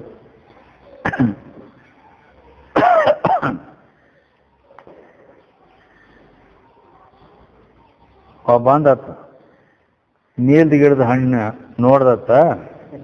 ಈ ಕಡೆ ತಳಗ ಬಳ್ಳಿ ಒಂದು ನೋಡ್ದತ್ತ. ಕುಂಬಳಕಾಯಿ ಇಂತಿಂತ ಕುಂಬಳಕಾಯಿ ಆಗ್ಯಾವ. ನೀಲ ಹಣ್ಣು ಇತಿತ ಮಾಡ್ಯಾನ. ಅವು ರುಚಿ ತಿನ್ನೋವು. ಏನು ಮಳ್ಳದಾನ ಪರಮಾತ್ಮ. ಅಲ್ಲ, ಇಷ್ಟು ಸಣ್ಣ ದಾರದಂತ ಬಳ್ಳಿ ಇಂಥ ಕಾಯಿ. ಅದಕ್ಕೆ ಬಳ್ಳಿ ನೋಡಿದ್ರ ಒಂದು ಸುತ್ತಳಿ ಚರಿ ಆಗೈತಿ. ಸುತ್ತಳಿ ಚರಿಯಷ್ಟು ಬಳ್ಳಿಗೆ ನೆಗುಲಾಡ್ದಂತ ಇಂಥ ದಮ್ಮ ಕುಂಬಳಕಾಯಿ. ಇಂಥ ಗಿಡದ ದೊಡ್ಡ ಬಡ್ಡೆ ಐತಿ. ಇಷ್ಟು ದೊಡ್ಡ ಗಿಡ ಐತಿ. ಕಿಟಿಟ್ ಹಣ್ಣ ತಲಿ ಐತಿ ಇಲ್ಲ, ಅವ್ಗೇನು ಬುದ್ಧಿನೇ ಇಲ್ಲಿ ಕಾಣಿಸುತ್ತೆ. ದೊಡ್ಡ ಗಿಡಕ್ಕೆ ದೊಡ್ಡ ಹಣ್ಣು ಇರ್ಬೇಕಪ್ಪ. ಸಣ್ಣ ಬಳ್ಳಿಗೆ ಸಣ್ಣ ಕಾಯಿ ಇರಬೇಕು. ಇದನ್ನು ಬಿಟ್ಟು ಹಿಂಗೆ ಮಾಡ್ಯಾನ, ಅವಾಗೇನು ಬುದ್ಧಿ ಇಲ್ಲಿ ಕಾಣ್ತೈತಿ ಅಂಥೇಳಿ ಅವ ಹಂಗಾತ ಮಲ್ಕೊಂಡು ಮ್ಯಾಲೆ ನೋಡಿ ಅಂದತ್ತು. ಆವಾಗ ಮಲ್ಕೊಂಡಾಗನ ಆ ಮ್ಯಾಲಿಂದ ಒಂದು ನೀಲ್ದ ಹಣ್ಣ ಮ್ಯಾಲೆ ಥಪ್ಪತ್ ಬಿತ್ತತ್ತಿಲ್ಲಿ. ಥಪ್ಪತ್ ಬಿದ್ದ ಹೇಯಪ್ಪ ಅಂತ ಎದ್ದತ್ತ. ಈ ಬಡಿತಲ್ಲೋ ಮರೆ ಎದ್ದು ಅಂತ ಹೇಳ್ಕ ಎದ್ದು ನೋಡ್ದ, ಹಿಂದಿಗಡೆ ಅಂದತ್ತ ಇಲ್ಲ ಬರೋಬ್ಬರಿ ಅಂದತ್ತ. ಅವ್ ಮಾಡಿದ್ದು ಬರೋಬ್ಬರಿ. ಯಾಕಂದ್ರ ಇದು ಇಟ್ಟ ಕಾಯಿ ಬಿದ್ರು ಇದು ಇಟ್ಟು ನನಗೆ ಪೆಟ್ಟಾತು, ಇಂಥ ಕುಂಬ ಬಿದ್ದಿತ್ತಂದ್ರ ಗತಿ. ಅದಕ್ಕೆ ಅವ ಸರ್ವಜ್ಞ ಬಲ್ಲವಪ್ಪ ಬರೋಬ್ಬರಿ ಮಾಡಿ ಅಂದತ್ತ ಅವಾಗ. ಅದಕ್ಕೆ ಒಂದು ವೇಳೆ ಆ ಪರಮಾತ್ಮ ಜಡ ಅಂತ ಹೇಳಿದರೆ ಅವನಿಗೆ ಸರ್ವಜ್ಞತ್ವ ಇಲ್ಲ ಆಕೈತಿ. ಸರ್ವಜ್ಞತ್ವನೇ ಇಲ್ಲ ಅಂದ್ರೆ ಸೃಷ್ಟಿ ನಿರ್ಮಾಣ ಮಾಡೋದು ಅಸಂಭವ ಆಕೈತಿ. ಆದ್ರಿಂದ ಪರಮಾತ್ಮನಿಗೆ ತಾ ಬ್ಯಾರೆ ಅಲ್ಲ ಅಂದ್ರೆ ಪರಮಾತ್ಮನಿಗಿಂತ ನಾ ಬೇರೆ ಅಲ್ಲ. ತನಗೆ ಪರಮಾತ್ಮ ಬೇರೆ ಅಲ್ಲ ಎಂಬ ನಿಶ್ಚಯ ಮಾಡು. ಅದಕ್ಕೆ ಎರಡೂ ತರ, ಪರಮಾತ್ಮನಿಗಿಂತ ನಾ ಬೇರೆ ಅಲ್ಲ, ನನಗಿಂತ ಪರಮಾತ್ಮ ಬೇರೆ. ಯಾಕಂದ್ರೆ ನನಗಿಂತ ಪರಮಾತ್ಮನಿಗಿಂತ ನಾ ಬೇರೆ ಆದ್ರೆ ನಾ ಜಡ ಹಾಕ್ತೀನಿ, ಕಲ್ಲ ಕಟ್ಟಿಗೆ ಐತೆ. ಮತ್ತು ನನಗಿಂತ ಪರಮಾತ್ಮ ಬೇರೆ ಅಂದ್ರೆ ಅವ ಜಡ ಹಾಕ್ಕಾನೆ. ಆಗ ಅವಗೂ ಜಡ ಅದನ್ನ ಹೇಳಕ್ ಬರಂಗಿಲ್ಲ, ನನಗೂ ಜಡ ಅಂತ ಹೇಳಕ್ ಬರಂಗಿಲ್ಲ. ಅಂದಮೇಲೆ ನಾವಿಬ್ಬರು ಏನಾದೀವಿ? ಅದಕ್ಕಾಗಿ ನಾವು ಇಬ್ಬರು ಚೇತನ ಅದೇವ ಅಂದಮೇಲೆ ಲಕ್ಷಣ ಸಾಮ್ಯ. ನೀನು ಚೇತನ ಸ್ವರೂಪ, ನಾನು ಚೇತನ, ಇಬ್ರು ಒಂದ ಸಮಾನ ಅದೇವ ಅಂದಮೇಲೆ ನಾವಿಬ್ರು ಒಂದ ಅಂತ. ಹೇಗೆ ಇದೇ ಅರ್ಥಕ್ಕ ಅನುಮಾನ ಪ್ರಮಾಣ ಇಲ್ಲಿ ಹೇಳಿದ್ರು ಅವರು. ಏನು? ತನ್ನನು ಪರದಿಂದ ಅನ್ಯವೆನಲು ತನಗೆ ಅನ್ಯತೆಯಹುದು ಪರತೆಯ ಅದರಿಂ ಜಾಡ್ಯಂ ನಿಜವು ಈ ಘಟದಂತೆ ಎಂಬುದು ಅನುಮಾನಂ ಅಂತ ಹೀಗೆ ಹೇಳಿದರು. ತನಗೆ ಅನ್ಯತೆಯಹುದು ಅಲ್ಲೇನು ಹೇಳ್ಯಾರ? ತನಗೆ ಅನ್ಯತೆಯಹುದು ಅನ್ನೋದೇ ಇಲ್ಲಿ ಪ್ರಸಿದ್ಧ. ಯಾಕಂದ್ರೆ ಅನುಮಾನ ಪ್ರಮಾಣದಿಂದ ಇವುಗಳನ್ನು, ಯುಕ್ತಿ ಅಂದ್ರೆ ಅನುಮಾನ ಪ್ರಮಾಣ ಹಚ್ಚಿ ಪ್ರಮಾಣದಿಂದ ಸಿದ್ಧ ಮಾಡ್ಬೇಕಲ್ಲ. ಯಾಕಂದ್ರೆ ಇದಕ್ಕ ವಿಚಾರ ಮಾಡೋದು ಅಂದಾರ, ಹೌದಲ್ಲ? ಇದು ಈಗ ಹಿಂಗ್ ಮಾಡೋದಕ್ಕೆ ಏನಂತಾರೋ ವಿಚಾರ ಮಾಡೋದಂತಾರ. ವಿಚಾರ ಅಂತ ಎದಕ್ಕಂತಾರೋ? ಪ್ರಮಾಣೇನ ತತ್ವ ಪರೀಕ್ಷಾ ವಿಚಾರ ಅಂತಾರೆ. ವಿಚಾರ ಎದಕ್ಕೆ ಅನ್ಬೇಕಂದ್ರೆ ಪ್ರಮಾಣೇನ ತತ್ವ ಪರೀಕ್ಷಾ ವಿಚಾರ. ಪ್ರಮಾಣಗಳಿಂದ ತತ್ವ ಪರೀಕ್ಷೆ ಮಾಡ್ಬೇಕು. ಬರೀ ನಮ್ಮ ಮನಸ್ಸು ಬಂದಂಗ ನಾವು ಮಾಡ್ಕೊಂಡ್ರೆ ನಡೆಯಂಗಿಲ್ಲ ಅದ. ಅದಕ್ಕೆ ಶ್ರುತಿ ಮೊದಲಾದ ಈ ಅನುಮಾನ 6 ಪ್ರಮಾಣಗಳದಾವ. ಈ 6 ಪ್ರಮಾಣಗಳಿಂದ ನಾವು ಅದನ್ನು ವಿಚಾರ ಮಾಡಬೇಕು. ಆದ್ದರಿಂದ ಈಗ ಅನುಮಾನ ಪ್ರಮಾಣದಿಂದ ಇಲ್ಲಿ ವಿಚಾರ ಮಾಡ್ಲಾಕತ್ಯಾರ ಅವರು. ಅನುಮಾನ ಪ್ರಮಾಣದಲ್ಲಿ 3 ವಾಕ್ಯಗಳು ಬರ್ತಾವ. ಪ್ರತ್ಯಕ್ಷ, ಪ್ರತಿಜ್ಞಾ, ಹೇತು, ಉದಾಹರಣ ಅಂತ 3 ವಾಕ್ಯಗಳು. 3 ವಾಕ್ಯಗಳಿಂದ ಆಗ್ತೈತೆ ಅದು. ಅದು ಮತ್ತೆ ನೈಯಾಯಿಕ ರೀತಿಯಿಂದ 5 ಅಂಗಗಳು ಅಂತ ಹೇಳ್ತಾರೆ. ಅದ ಇರಲಿ ಅಂತೂ 3 ವಾಕ್ಯ ವೇದಾಂತದಲ್ಲಿ 3 ವಾಕ್ಯಗಳಿಂದ ಹೇಳ್ಕೊಂಬಂದಾರ. ಅದಕ್ಕೆ ತನಗೆ ಅನ್ಯತೆಯಹುದು ಅಂಥೇಳಿ ಇಲ್ಲೇನು ಹೇಳ್ಕೊಂಡು ಬಂದಾರಲ್ಲ, ಅದು ಪ್ರತಿಜ್ಞಾ ವಾಕ್ಯ ಐತಿ. ಪರತೆಯದರಿಂದ ಅಂತ, ಪರತೆಯದರಿಂದ ಅನ್ನೋದೇ ಇಲ್ಲಿ ಹೇತು ಐತಿ. ಮುಂದ ಜಾಡ್ಯಂ ಅಂತ ಹೇಳ್ಕೊಂಬಂದಾರಲ್ಲ, ಜಾಡ್ಯಂ ನಿಜವು ಈ ಘಟದಂತೆ, ಇದು ಉದಾಹರಣೆ ವಾಕ್ಯ. ಅದು ದೃಷ್ಟಾಂತ, ಉದಾಹರಣೆ ಒಂದೇ. ಈ ರೀತಿ 3 ಅವಯವಗಳಿಂದ ಕೂಡಿದ್ದು ಇದು ಅನುಮಾನ ಪ್ರಮಾಣ ಆಗೈತಿ ಅಂತ ಹೇಳಲ್ಪಡ್ತಾರೆ. ಹೀಗೆ ಈ ವಿಧವಾಗಿ ತಿಳಿಯುವುದೇ ಇದಕ್ಕೆ ಮನನ ಅಂತೂ ಹೇಳ್ತಾರೆ. ಅಂದ್ರೆ ಹೀಗೆ ಅನುಮಾನ ಪ್ರಮಾಣದಿಂದ ಇಲ್ಲಿ ಏನು ಮಾಡಿದ್ರು ಅಂತಂದ್ರೆ ಆ ಪರಮಾತ್ಮನಕ್ಕಿಂತ ನಾ ಬೇರೆ ಅಂದ್ರೆ ಏನಾಕತಿ, ಮತ್ತು ನನಕ್ಕಿಂತ ಆ ಪರಮಾತ್ಮ ಬೇರೆ ಅಂದ್ರೆ ಹಿಂಗೆ ಜಡತ್ತು ಬಂದು ಬಿಡ್ತೈತಿ ಅಂತ ಇಲ್ಲಿ ಒಂದು ರೀತಿಯಿಂದ ಇಲ್ಲಿ ಅದರ ವಿಚಾರ ಮಾಡಿದ್ರು. ಹೌದಿಲ್ಲ? ಇನ್ನೊಂದು ರೀತಿಯಿಂದಲೂ ವಿಚಾರ ಮಾಡಕ್ ಬರ್ತೈತಿ ಅದಕ್ಕೆ. ಏನು? ಇನ್ನೊಂದು ರೀತಿಯಿಂದಲೂ ವಿಚಾರ ಮಾಡ್ಲಾಕ್ ಬರ್ತೈತಿ. ಏನಂತ ವಿಚಾರ ಮಾಡ್ಲಾಕ್ ಬರ್ತೈತಿ? ಯಾಕಂದ್ರೆ ಯುಕ್ತಿಗಳಿಂದ ಇಲ್ಲಿ ಮನನ ಅಂದ್ರೆ ಏನು, ಅದನ್ನು ಯುಕ್ತಿಗಳಿಂದ ಚಿಂತನೆ ಮಾಡೋದಕ್ಕೆ ಮನನ. ಈಗ ಸದ್ಯ ನಡೆದದ್ದ ಮನನ. ಅದು ಹೇಗ? ಇನ್ನೊಂದು ರೀತಿಯಿಂದ ಅಂದ್ರೆ ಪರಮಾತ್ಮನಿಗಿಂತ ಆತ್ಮ ಭಿನ್ನ ಅದಾನು ಅಂತ ತಿಳಿದರೆ, ಪರಮಾತ್ಮನಿಗಿಂತ ಆತ್ಮನು ಭಿನ್ನ ಅಂದ್ರೆ ಬ್ಯಾರೆ ಅದಾನಂತ ತಿಳಿದರೆ ಆ ಆತ್ಮ ಏನಾಗ್ತಾನಂದ್ರೆ ದೇಶದಿಂದ ಅಂತುಳ್ಳವನಾಗುತ್ತಾನೆ. ಏನಕ್ಕನ? ದೇಶದಿಂದ ಅಂತುಳ್ಳವಕನಂದ್ರ ಇಲ್ಲಿ ಈ ದೇಶದಾಗ ಅದಾನ, ಈ ಜಾಗದಾಗ. ದೇಶ ಅಂದ್ರೆ ಜಾಗದಾಗ, ದೇಶ ಮತ್ತು ಆ ಕಡೆ ಅಮೆರಿಕ ಲಂಡನ್ ತಿಂಗ್ ಹೋಗ್ಬೇಡ. ದೇಶ ಅಂದ್ರೆ ಜಾಗ.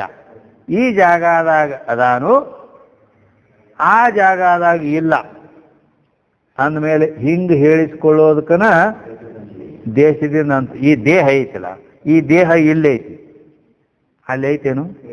ಇಲ್ಲ. ಅಂದ್ರೆ ಈ ದೇಹಕ್ಕೆ ದೇಶದಿಂದ ಅಂತ ಉಳಿದೈತಿ. ಹಿಂಗ ಆತ್ಮನಿಗೆ ಒಂದು ವೇಳೆ ಇಲ್ಲಿ ಅದಾನು ಅಲ್ಲಿಲ್ಲ ಅಂತ ಹೇಳಿದ್ರೆ ಏನಾಗ್ತಾನವ? ದೇಶದಿಂದ ಅಂತುಳ್ಳವನಾಗ್ತಾನ. ದೇಶದಿಂದ ಅಂತುಳ್ಳವನಾದ ಅಂತಂದ ಮೇಲೆ ಅದಕ್ಕೆ ಇನ್ನೊಂದು ನಿಯಮ. ಯಾವ್ದು ದೇಶದಿಂದ ಅಂತ ಉಳಿದಿರ್ತೈತಿ? ಅದ ಕಾಲದಿಂದ ಅಂತ ಉಳಿದಿರ್ತೈತಿ. ಈ ದೇಹ ದೇಶದಿಂದ ಅಂತ ಉಳಿದೈತಿಲ್ಲ, ಮತ್ತು ಈ ದೇಹ ಕಾಲದಿಂದ ಅಂತ ಉಳಿದೈತಿ. ಕಾಲ ಅಂದ್ರೆ ಸಮಯ. ಇನ್ನೊಂದು 10-20 ವರ್ಷದಾಗ ಇರಂಗಿಲ್ಲ. ಹೌದು? 10-20 ವರ್ಷದಾಗ ಈ ದೇಹ ಇರ್ತೈತೇನ? 10-20 ಏನ ಅಟ್ಟು ಇರುದಿಲ್ಲ. ಅದಕ್ಕಿಂತ ಮೊದಲು ಗೆಟ್ ಔಟ್ ಮಾಡೋದೈತಿ. ಅದಕ್ಕಾಗಿ ಈ ದೇಹ ಇರಂಗಿಲ್ಲ ಅಂತ ಹೇಳಿ ಅಂದ್ರೆ ಕಾಲದಿಂದ ಅಂತ ಉಳೋದಾಕತಿಲ್ಲ. ಯಾಕಂದ್ರೆ ದೇಶದಿಂದ ಅಂತ ಉಳಿದೈತಿ ಅಂದ್ರೆ ಕಾಲದಿಂದ ಅಂತ ಉಳಿದೈತಿ ಈ ದೇಹ. ಅದರಂತೆ ಆತ್ಮನಿಗೆ ಆ ಪರಮಾತ್ಮನಿಗಿಂತ ಭಿನ್ನ ಅಂದ್ರೆ ದೇಶದಿಂದ ಅಂತ. ಯಾಕ? ಪರಮಾತ್ಮ ಪರಿಪೂರ್ಣ ಅದನಿಲ್ಲೋ, ಪರಿಪೂರ್ಣ ವಸ್ತು. ಮತ್ತಿದು ಅಂದ್ರೆ ಎಲ್ಲ ದೇಶದಲ್ಲಿ ಅದಾನು ಅಂದಮೇಲೆ ಆತ್ಮ ಅವನಕ್ಕಿಂತ ಬೇರೆ ಅಂದ್ರೆ ಅವನು ಬಿಟ್ಟು ಬೇರೆ ದೇಶದಲ್ಲಿ ಇರ್ಬೇಕಾದ. ಅಂದ್ರೆ ದೇಶದಿಂದ ಅಂತುಳ್ಳವಾದ. ದೇಶದಿಂದ ಅಂತುಳ್ಳವಾದ್ಮೇಲೆ ಕಾಲದಿಂದ ಅಂತುಳ್ಳವನಿರ್ತಾನ ಅಂತ ನೇಮ ಐತಿ. ಮತ್ತು ಈ ರೀತಿ ದೇಶ ಕಾಲದಿಂದ ಅಂತ ಉಳ್ಳದ್ದು ಯಾವ್ದು ದೇಶದಿಂದ ಅಂತ ಉಳಿದಿರ್ತೈತಿ, ಯಾವ್ದು ಕಾಲದಿಂದ ಅಂತ ಉಳಿದಿರ್ತೈತಿ, ಅದೇನಿರ್ತೈತಿ? ಅನಿತ್ಯ ಇರ್ತದೆ. ಈ ದೇಹ ದೇಶದಿಂದ ಅಂತ ಉಳಿದೈತಿ ಅಂದ್ರೆ ಈ ಜಾಗದಾಗ ಐತಿ, ಆ ಜಾಗದಾಗಿಲ್ಲ. ಕಾಲದಿಂದ ಅಂತ ಉಳಿದೈತಿ, ಈಗ ಐತಿ, ಇನ್ನು ಮುಂದಿರಂಗಿಲ್ಲ. ಹೌದಿಲ್ಲ? ಹಂಗ ಆತ್ಮ ಇಲ್ಲದಾನ, ಅಲ್ಲಿಲ್ಲ, ಈಗದಾನ, ಮುಂದಿರಂಗಿಲ್ಲ. ಹಿಂಗಾದ್ರೆ ಏನನ್ಬೇಕು? ಈ ದೇಹ ಹೆಂಗ ಅನಿತ್ಯ ಐತಿಲ್ಲೋ ಹಂಗ ಆತ್ಮನು ಕೂಡ ಅನಿತ್ಯದಾನು ಅನ್ನಬೇಕಾಗ್ತೈತಿ. ಈ ಮಾತನ್ನು ಒಪ್ಪಿದ್ರೆ, ಆತ್ಮ ಅನಿತ್ಯದಾನು ಅಂತ ಒಪ್ಪಿದ್ರೆ ಏನಕ್ಕದು ಗೊತ್ತಾ? ಕೃತಪ್ರಣಾಶ ಅಕೃತಭ್ಯಾಗಮ ದೋಷಗಳು ಬರುತ್ತವೆ. ಕೃತಪ್ರಣಾಶ ಅಕೃತಭ್ಯಾಗಮ ದೋಷ ಬರ್ತಾವ. ಕೃತಪ್ರಣಾಶ ಅಂದ್ರೆ ಈಗ ನಾವೇನು ಪುಣ್ಯ ಮಾಡೇವಿ, ಬೆಳಪಾಪ ಮಾಡೇವಿ, ಅವು ಮಾಡಿದ್ದೆಲ್ಲ ದಾನ ಧರ್ಮ ಪರೋಪಕಾರ ಇಂಥವೆಲ್ಲ ಮಾಡಿದ್ದು ಕೃತಪ್ರಣಾಶ ಎಲ್ಲ ನಾಶ ಆಗಿ ಹೋಗತಿ. ಯಾಕಂದ್ರೆ ಇವನೇ ಇರಂಗಿಲ್ಲಲ್ಲ, ಅನಿತ್ಯ ಆಗಿಬಿಟ್ಟಾನ ಆತ್ಮ. ಅನಿತ್ಯ ಅಂದ್ರೆ ಸಾಕು ಹೋಗ್ತಾನು, ನಾಶ ಆಗಿ ಹೋಗ್ತಾನು. ಆದ್ಮೇಲೆ ಮುಂದೆ ಅದನ್ನು ಉಣಾವೇ ಅವು. ಮತ್ತು ಆ ಮಾಡಿದ್ದೆಲ್ಲ ಹೋಗ್ಬಿಡ್ತು. ಕೃತಪ್ರಣಾಶ ದೋಷ ಬರ್ತೈತಿ ಆತ್ಮನಿಗೆ ಅನಿತ್ಯ ಅಂತ ಒಪ್ಪಿದ್ರಿ. ಮತ್ತೇನಾಕತಿ? ಅಕೃತಭ್ಯಾಗಮ ದೋಷನೂ ಬರ್ತೈತಿ. ಯಾಕಂದ್ರೆ ಈಗ ಒಂದು ಹುಟ್ಟಿದ ಮಗು ಅವರಪ್ಪ ಗಳಿಸಿದ ಕೋಟ್ಯಾವಧಿ ಆಸ್ತಿಗೆ ಮಾಲಕ ಹಾಕಾನವ. ಮತ್ತು ಅವೇನು ಈ ಜನ್ಮದಾಗ ಏನು ಮಾಡೇ ಇಲ್ಲ, ಗಳಿಸೇ ಇಲ್ಲ, ಏನು ಮಾಡಿಲ್ಲ, ದುಡ್ದಿಲ್ಲ, ದುಪ್ಪಡಿದಿಲ್ಲ. ಸುಮ್ಮ ಬಂದು ಕೋಟ್ಯಾವಧಿ ಪ್ರಾಪರ್ಟಿಗೆ ಮಾಲಕಾಗಿ ಕುಂದಿರ್ತಾನಂದ್ರೆ ಒಕ್ಕುರ್ತ ಮಾಡ್ಲಾರ್ದ ಉಣ್ತಾನ ಅನ್ಬೇಕಾಕತೆ. ಅದು ಸರಿ ಏನ?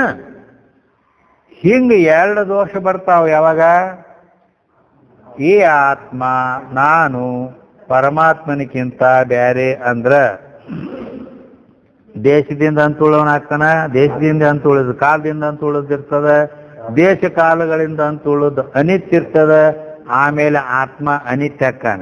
ಅನಿತ್ಯ ಅಕ್ಕಾನ ಅಂದ್ರ ಕೃತ ಪ್ರಣಾಶ ಕೃತಭ್ಯಾಗಮ ದೋಷಗಳು ಬರುತ್ತವೆ. ಆದ್ದರಿಂದ ಆತ್ಮನಿಗೆ ಅನಿತ್ಯ ಅಂತ ಒಪ್ಪಲಾಕ್ ಬರಂಗಿಲ್ಲ. ಮತ್ತ ಅನಿತ್ಯ ಆಗಬಾರ್ದಂದ್ರ ಮತ್ತವ ದೇಶದಿಂದ ಅಂತಿಲ್ಲ, ಕಾಲದಿಂದ ಅಂತನೂ ಇಲ್ಲ ಅಂತನ್ಬೇಕು. ಹಂಗ ಪರಮಾತ್ಮ ಅದನು. ಮತ್ತು ಇವನು ಪರಮಾತ್ಮನಿಗಿಂತ ಬ್ಯಾರೆ ಇಲ್ಲ ಅಂತ ಅನ್ನಬೇಕಿನ. ಅದಿಲ್ಲ ದೋಷ ಬರ್ತೈತಿಲ್ಲ ಬ್ಯಾರೆ ಅಂದ್ರೆ. ಆದ್ದರಿಂದ ಬ್ಯಾಡ. ಈಗ ಅವ್ರು ಹೇಳ್ದಾನ ಇರುತ್ತಾನೆ ಏನು ಹೇಳಿವಿ, ಪರಮಾತ್ಮನಿಗಿಂತ ಅದು ತಲೆಯಾಗ ಹಿಡಿಬೇಕು, ದಾರದ ಗಂಟು ಹಿಡಿಬೇಕಂತ. ಪರಮಾತ್ಮನಿಗಿಂತ ನಾನು ಬ್ಯಾರೆ ಅಂದ್ರೆ ಆತ್ಮ ಬ್ಯಾರೆ ಅಂದ್ರೆ ಏನಾಕೈತೆ ಅದನ್ನ ಹೇಳೇನ.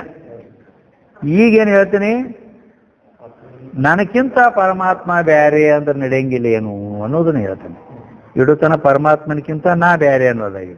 ಈಗ ನನಕ್ಕಿಂತ ಪರಮಾತ್ಮ ಬ್ಯಾರೆ ಅಂದ ಮೇಲೆ ನನಕ್ಕಿಂತ ಅಂದ್ರೆ ಆತ್ಮನಿಗಿಂತ ಪರಮಾತ್ಮ ಬ್ಯಾರೆ ಅಂದ ಮೇಲೆ ಏನಾಗತ್ತೆ, ಆತ್ಮ ಭಿನ್ನಕ್ಕೂ ಅನಾತ್ಮ ಕೈಯೇ ಅಂತ ಲಕ್ಷಣ ಐತಿ. ಆತ್ಮನಿಗಿಂತ ಭಿನ್ನ ಯಾವ್ದು ಇರ್ತೈತಿ, ಅದು ಅನಾತ್ಮ ಇರ್ತೈತಿ. ಅಂದ ಮೇಲೆ ಆ ಪರಮಾತ್ಮ ಏನದ, ಅನಾತ್ಮ ಅದ. ಆತ್ಮನಿಗಿಂತ ಭಿನ್ನವಾಗ್ಯಾನಂದ್ರ ಅನಾತ್ಮ ಅಕ್ಕಾನ. ಯಾವ್ದು ಅನಾತ್ಮ ಇರ್ತೈತಿ, ಘಟಾದಿಗಳು. ಅದಕ್ಕೆ ಇಲ್ಲ ಅಂದ್ರಲ್ಲ ಅವರು ಏನಂತ, ನಿಜವೀ ಘಟದಂತೆ ಅನುಮಾನ ಜಾಡ್ಯಂ. ಹಂಗ ಜಡ ಆಗಿಬಿಡ್ತೈತಿ. ಏನು,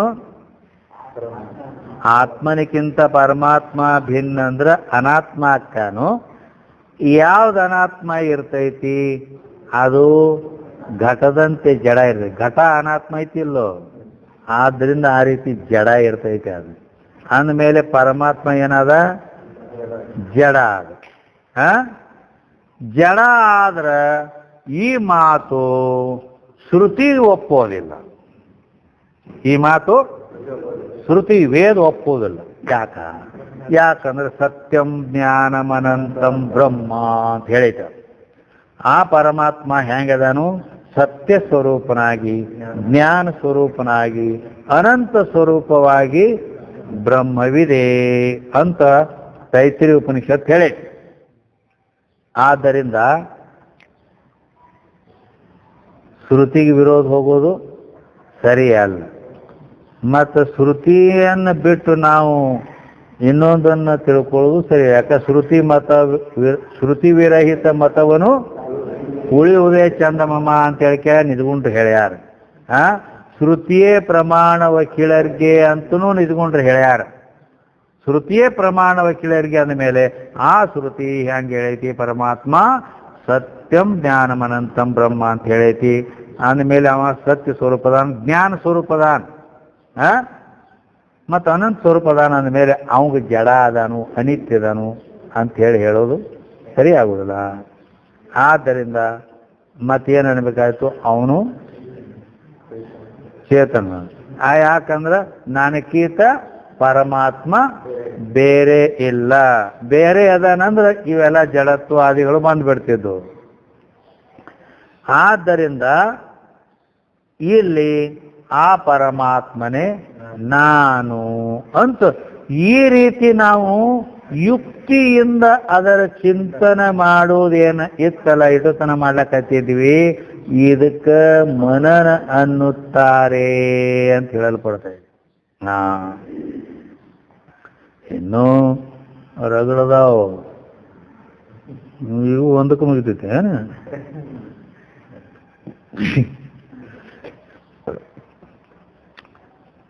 ಮತ್ತು ಯುಕ್ತಿಗಳದಾವು. ಜೀವೋ ಬ್ರಹ್ಮ ಭಿನ್ನ ಸಚ್ಚಿದಾನಂದತ್ವಾತ್ ಈಶ್ವರ ಚೇತನವತ್. ಇದನ್ನು ಅನುಮಾನ, ಇದನ್ನು ಅನುಮಾನ ರೂಪ ಯುಕ್ತಿನ. ಜೀವೋ ಬ್ರಹ್ಮ ಭಿನ್ನ ಸಚ್ಚಿದಾನಂದತ್ವಾತ್ ಈಶ್ವರ ಚೇತನವತ್ ಅಂತೇಳಿ 3 ವಾಕ್ಯಗಳಿಂದ ಆಗ್ತದೆ. ಜೀವೋ ಬ್ರಹ್ಮ ಭಿನ್ನ, ಜೀವನು ಬ್ರಹ್ಮಕ್ಕೆ ಅಭಿನ್ನನಾಗಿದ್ದಾನೆ. ಎದ್ರ ಮೇಲಿಂದ ಹೇಳ್ತೀರಿ ಅಂತಂದ್ರೆ ಸಚ್ಚಿದಾನಂದತ್ವಾತ್, ಸಚ್ಚಿದಾನಂದ ಸ್ವರೂಪದಾನ. ಆ ಪರಮಾತ್ಮನು ಸಚ್ಚಿದಾನಂದ, ನಾನು ಸಚ್ಚಿದಾನಂದ. ಆದ್ರಿಂದ ಜೀವನು ಪರಮಾತ್ಮನಿಗೆ ಅಭಿನ್ನದಾನು ಅನ್ನೋದು ಸಿದ್ಧ. ಅದು ಹೆಂಗ? ಉದಾಹರಣೆ ಏನು? ಈಶ್ವರ ಚೇತನವತ್. ಈಶ್ವರ ಹೆಂಗ ಚೇತನ ಅದಾನ? ಸಚ್ಚಿದಾನಂದ ಸ್ವರೂಪದಾನ. ಆದ್ರಿಂದ ಅವ ಬ್ರಹ್ಮ ಸ್ವರೂಪ. ಅದರಂತೆ ಮತ್ತೆ ನಾನು ಸಚ್ಚಿದಾನಂದ ಸ್ವರೂಪದೇನಿ, ಆದ್ರಿಂದ ನಾ ಪರಮಾತ್ಮ ಸ್ವರೂಪ ಅಥವಾ ಬ್ರಹ್ಮ ಸ್ವರೂಪದೇನೆ ಅಂತ. ಈ ರೀತಿ ಇದು ಅಭೇದ ಸಾಧಕ ಯುಕ್ತಿ. ಇದು ಭೇದ ಬಾಧಕ ಯುಕ್ತಿಗಳು ಕೂಡ ಅದಾವ. ಯಾಕ ಮನನ ತೆಗೆದುಕೊಂತಾರಂದ್ರೆ ಜೀವ ಬ್ರಹ್ಮರ ಭೇದ ಬಾಧಕ ಅಭೇದ ಸಾಧಕ ಯುಕ್ತಿ ಚಿಂತನಕನ ಮನನ ಅಂದಾರು.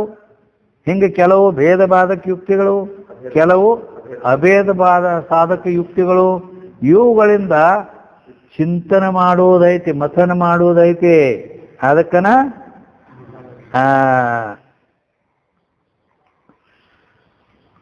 ಜೀವ ಬ್ರಹ್ಮರ ಭೇದವು ಮಿಥ್ಯಾ ಇರುವುದು. ಇದು ಪ್ರಸಿದ್ಧ ವಾಕ್ಯ. ಜೀವ ಬ್ರಹ್ಮರ ಭೇದವು, ಈಗ ಭೇದ ಬಾಧಕ ಯುಕ್ತಿ ಹೇಳಾಕತ್ತೀವಿ. ಜೀವ ಬ್ರಹ್ಮರ ಭೇದವು ಮಿಥ್ಯಾ ಇರುವುದು. ಅದರ ಮೇಲಿಂದ ಔಪಾಧಿಕವಾದ್ದರಿಂದ ಜೀವ ಬ್ರಹ್ಮರ ಭೇದ ಇದು ಮಿಥ್ಯಾ ಅಂತ ಹೇಳಿದ್ರೆ. ಯಾಕೆ ಮಿಥ್ಯಾ ಅಂತ ಕೇಳಿದ್ರೆ ಔಪಾಧಿಕವಾಗಿರುವುದರಿಂದ. ಉಪಾಧಿಕೃತದಾವ, ಹೌದು, ಔಪಾಧಿಕವಾದ್ದರಿಂದ. ಅದಕ್ಕೆ ಉದಾಹರಣೆ ಏನು? ಘಟಾಕಾಶ ಮಠಾಕಾಶದ ಭೇದದಂತೆ. ಘಟಾಕಾಶ ಮಠಾಕಾಶ ಅಂತ ಇವು ನಾವು ಬೇರೆ ಬೇರೆ ಭೇದ ಮಾಡಿ ಹೇಳ್ತೀವಿ. ಯಾಕೆ ಹೇಳ್ತೀವಿ ಅಂದ್ರೆ ದೊಡ್ಡ ಘಟ ಅನ್ನೋದಕ್ಕೆ ಸಣ್ಣ ಗಡಿಗೆ ಉಪಾಧಿ ಆಗೈತಿ, ಮಠಾಕಾಶಕ್ಕೆ ದೊಡ್ಡ ಮಠ ಉಪಾಧಿ ಆಗೈತಿ. ಇವು ಎರಡು ಉಪಾಧಿಯಿಂದ ಕೂಡ್ಕೊಂಡಾವತ್ತ ಭೇದ ಅದ. ಮತ್ತ ಆ ಎರಡು ಉಪಾಧಿ ತೆಗೆದ್ಬಿಟ್ರೆ ಮಹಾಕಾಶ ಒಂದ ಇರ್ತೈತಿ. ಈ ರೀತಿ ಅದಕ್ಕಾಗಿ ಹೀಗೆ ವಿಚಾರ ಮಾಡಿದ್ರೆ ಈ ರೀತಿ ಯುಕ್ತಿಗಳನ್ನ ಇಲ್ಲಿ ಹಚ್ಚಿ ಅದಕ್ಕೆ ಚಿಂತನೆ ಮಾಡುವುದಕ್ಕನ ಮನನ ಅನ್ನುತ್ತಾರೆ. ಹೀಗೆ ತಿಳಿಯುವುದಕ್ಕೆ ಮನನ. ಇದು ನಾನು ಪರಮಾತ್ಮನು ಹೌದೋ ಅಲ್ಲೋ ಅನ್ನುವ ಸಂಶಯವನ್ನ ಕಳೆದು ಇದೇನ್ ಮಾಡ್ತದೆ? ಈ ರೀತಿ ಯುಕ್ತಿ ಚಿಂತನೆ ಮಾಡೋದ್ರಿಂದ ನಾ ಪರಮಾತ್ಮ ಹೌದೋ ಏನು ಅಲ್ಲೋ ಅಂತಕ್ಕಂಥದ್ದೇನು ಸಂಶಯ ಐತಲ್ಲ, ಸಂಶಯ, ಆ ಸಂಶಯವನ್ನ ಕಳೀತೈತಿ. ಕಳೆದ ನಿಶ್ಚಯ ಜ್ಞಾನವನ್ನುಂಟು ಮಾಡುತ್ತದೆ. ಆದ್ದರಿಂದ ಈ ಮನನ ಶ್ರವಣದಿಂದ ಜನ್ಯವಾದ ಜ್ಞಾನವನ್ನು ರಕ್ಷಣೆ ಮಾಡ್ತೈತಿ ಅಂತ ಹೇಳಲ್ಪಟ್ಟೈತಿ. ಈಗ ಮೂರನೇದು ನಿಧಿಧ್ಯಾಸನ. ಮೂರನೇ ನುಡಿಯಲ್ಲಿ, ಒಂದನೇ ನುಡಿಯಲ್ಲಿ ಶ್ರವಣ ಹೇಳ್ಯಾರ, ಇಟೋತನ. ಎರಡನೇ ನುಡಿ ಅದು ಮನನ ಹೇಳಿದ್ರು. ಇನ್ನ ಮೂರನೇ ನುಡಿ ಮೊದಲೊರೆದ ಆ ಶ್ರವಣದಿಂದ ಉರೇ ಮನನವು ನಿರ್ಧರಿಸಿದ ಶಂಭುಲಿಂಗ ಪದದ ಅಚಲಿತ ಭಾವನೆಯೇ ನಿಧಿಧ್ಯಾಸದ ನಿಜರೂಪವದು. ಪುದಿದ ಅಹಮಾದಿಯೋಳ್ ಆತ್ಮತೆಯನು ಬಹುವಿಧದ ಜಗಕ್ಕೆ ಸದಾ ಸತ್ಯತ್ವವನ್ನು ಒದಗಿಸುತ್ತಿಹುದು ಒದಗಿಸುತ್ತಿಹುದೇ ವಿಪರೀತವನು ಇರಲಿಯದೆ ಬೀಳ್ಕೊಡುತ್ತಿರುವುದು ಅಂತ ಹೇಳಿದರು. ಅಂದ್ರ ಮೊದಲ್ವರೆದ ಆ ಶ್ರವಣದಿಂದ ಪೂರೇ ಮನನವು ಅದರಿಂದ ನಿರ್ಧರಿಸಿದಂಥ ಶಂಭುಲಿಂಗ ಪದದ ಅಚಲಿತ ಭಾವನೆಯೇ ಇದು ನಿಧಿಧ್ಯಾಸನದ ನಿಜರೂಪ ಐತಿ ಅಂತ ಹೇಳಿದರು. ಅಂದ್ರ ಮೊದಲು ಹೇಳಲ್ಪಟ್ಟಂತ ಶ್ರವಣ ಮನನಗಳು ಯಾವ ಅರ್ಥವು ನಿಶ್ಚಯಿಸಿ ಮಾಡ್ಯಾವ, ಆ ಸ್ವರೂಪದ ಅರ್ಥದ ಆಕಾರ ವೃತ್ತಿಯನ್ನು ನಾವು ಪುನಃ ಪುನಃ ಮಾಡುತ್ತಿರುವುದೇ ಇದಕ್ಕೆ ನಿಧಿಧ್ಯಾಸನ ಅಂತ ಹೇಳಲ್ಪಡ್ತದೆ. ಅಂದರೆ ಅಸಂಗ ಅಕರ್ತ ಭೋಕ್ತ ಸಚ್ಚಿದಾನಂದ ಪರಬ್ರಹ್ಮ ಸ್ವರೂಪವೇ ನಾನು ಇದ್ದೇನೆ ಅಂತ ಬ್ರಹ್ಮಾಕಾರ ವೃತ್ತಿಯನ್ನು ಮಾಡಬೇಕು. ಹೀಗೆ ಮಾಡುವುದರಿಂದ ವಿಪರೀತ ಭಾವನಾ ಅನ್ನೋದು ಏನೈತಲ್ಲ ಅದು ನಿವೃತ್ತಿ ಆಕೈತಿ. ಇದರಿಂದ ಪ್ರಯೋಜನ ಏನು? ವಿಪರೀತ ಭಾವನಾ ಅನ್ನೋದು ನಿವೃತ್ತಿ ಆಕೈತಿ. ವಿಪರೀತ ಭಾವನಾ ಅಂದ್ರೆ ಏನು ಅಂತ ಕೇಳಿದ್ರೆ ಅದನ್ನು ಹೇಳ್ತಾರೆ. ಏನ್ ಹೇಳ್ತಾರು? ಪುದಿದ ಅಹಮಾದಿಯೋಳು ಆತ್ಮತೆಯನು ಬಹುವಿಧದ ಜಗಕ್ಕೆ ಸದಾ ಸತ್ಯತ್ವವನ್ನು ಒದಗಿಸುತ್ತಿಹುದೇ ವಿಪರೀತವು ಇರಲಿಯದೆ ಬೀಳ್ಕೊಡುತ್ತಿರುವುದು ಅನ್ನೋದು ಅದು ಮುಂದೆ. ಏನೋ ಪುದಿದ ಅಹಮಾದಿಯೋಳ ಆತ್ಮತೆಯನ್ನು ಬಹುವಿಧದ ಜಗಕ್ಕೆ ಸದಾ ಸತ್ಯತ್ವವನ್ನು ಒದಗಿಸುತ್ತಿಹುದೇ ವಿಪರೀತವು ಅಂದರು. ಅಂದರೆ ವಿಪರೀತ ಭಾವನೆ ಅಂದ್ರೆ ಹೇಗ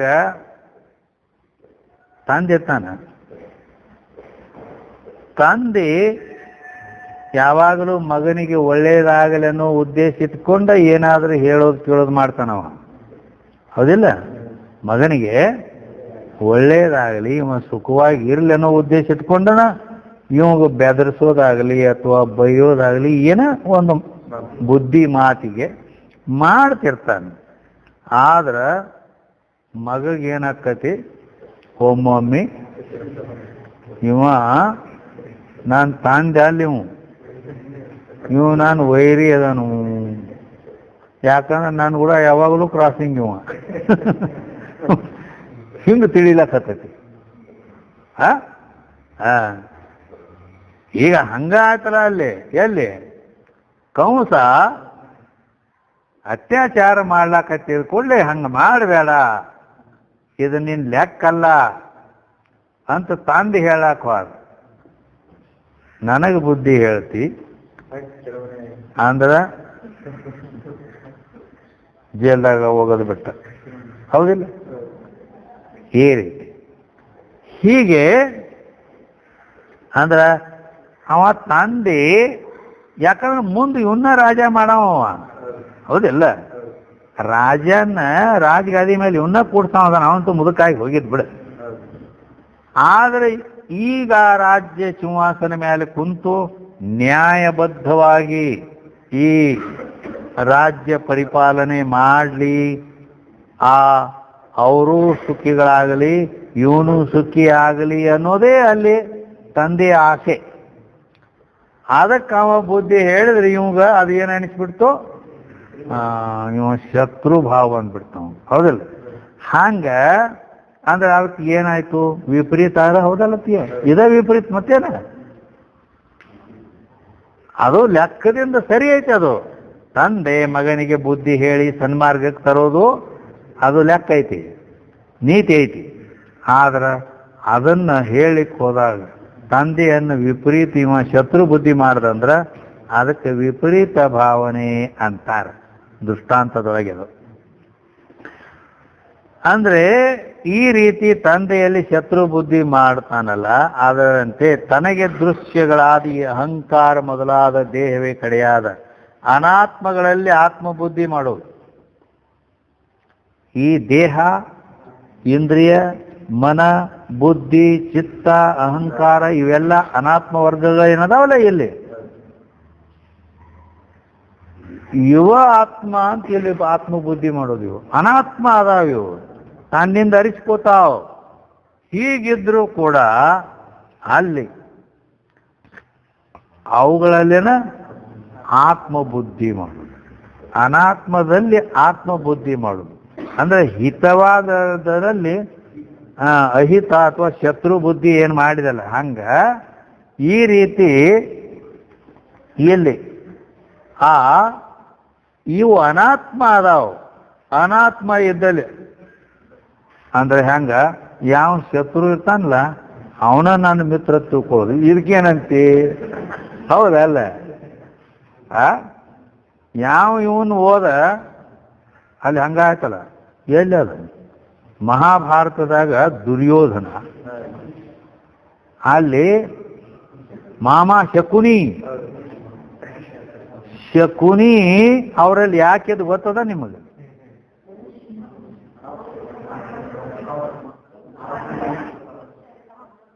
ಅವ್ರ ತಂಗಿಯವನ್ ಹಾಕೋ ಗಾಂಧಾರಿ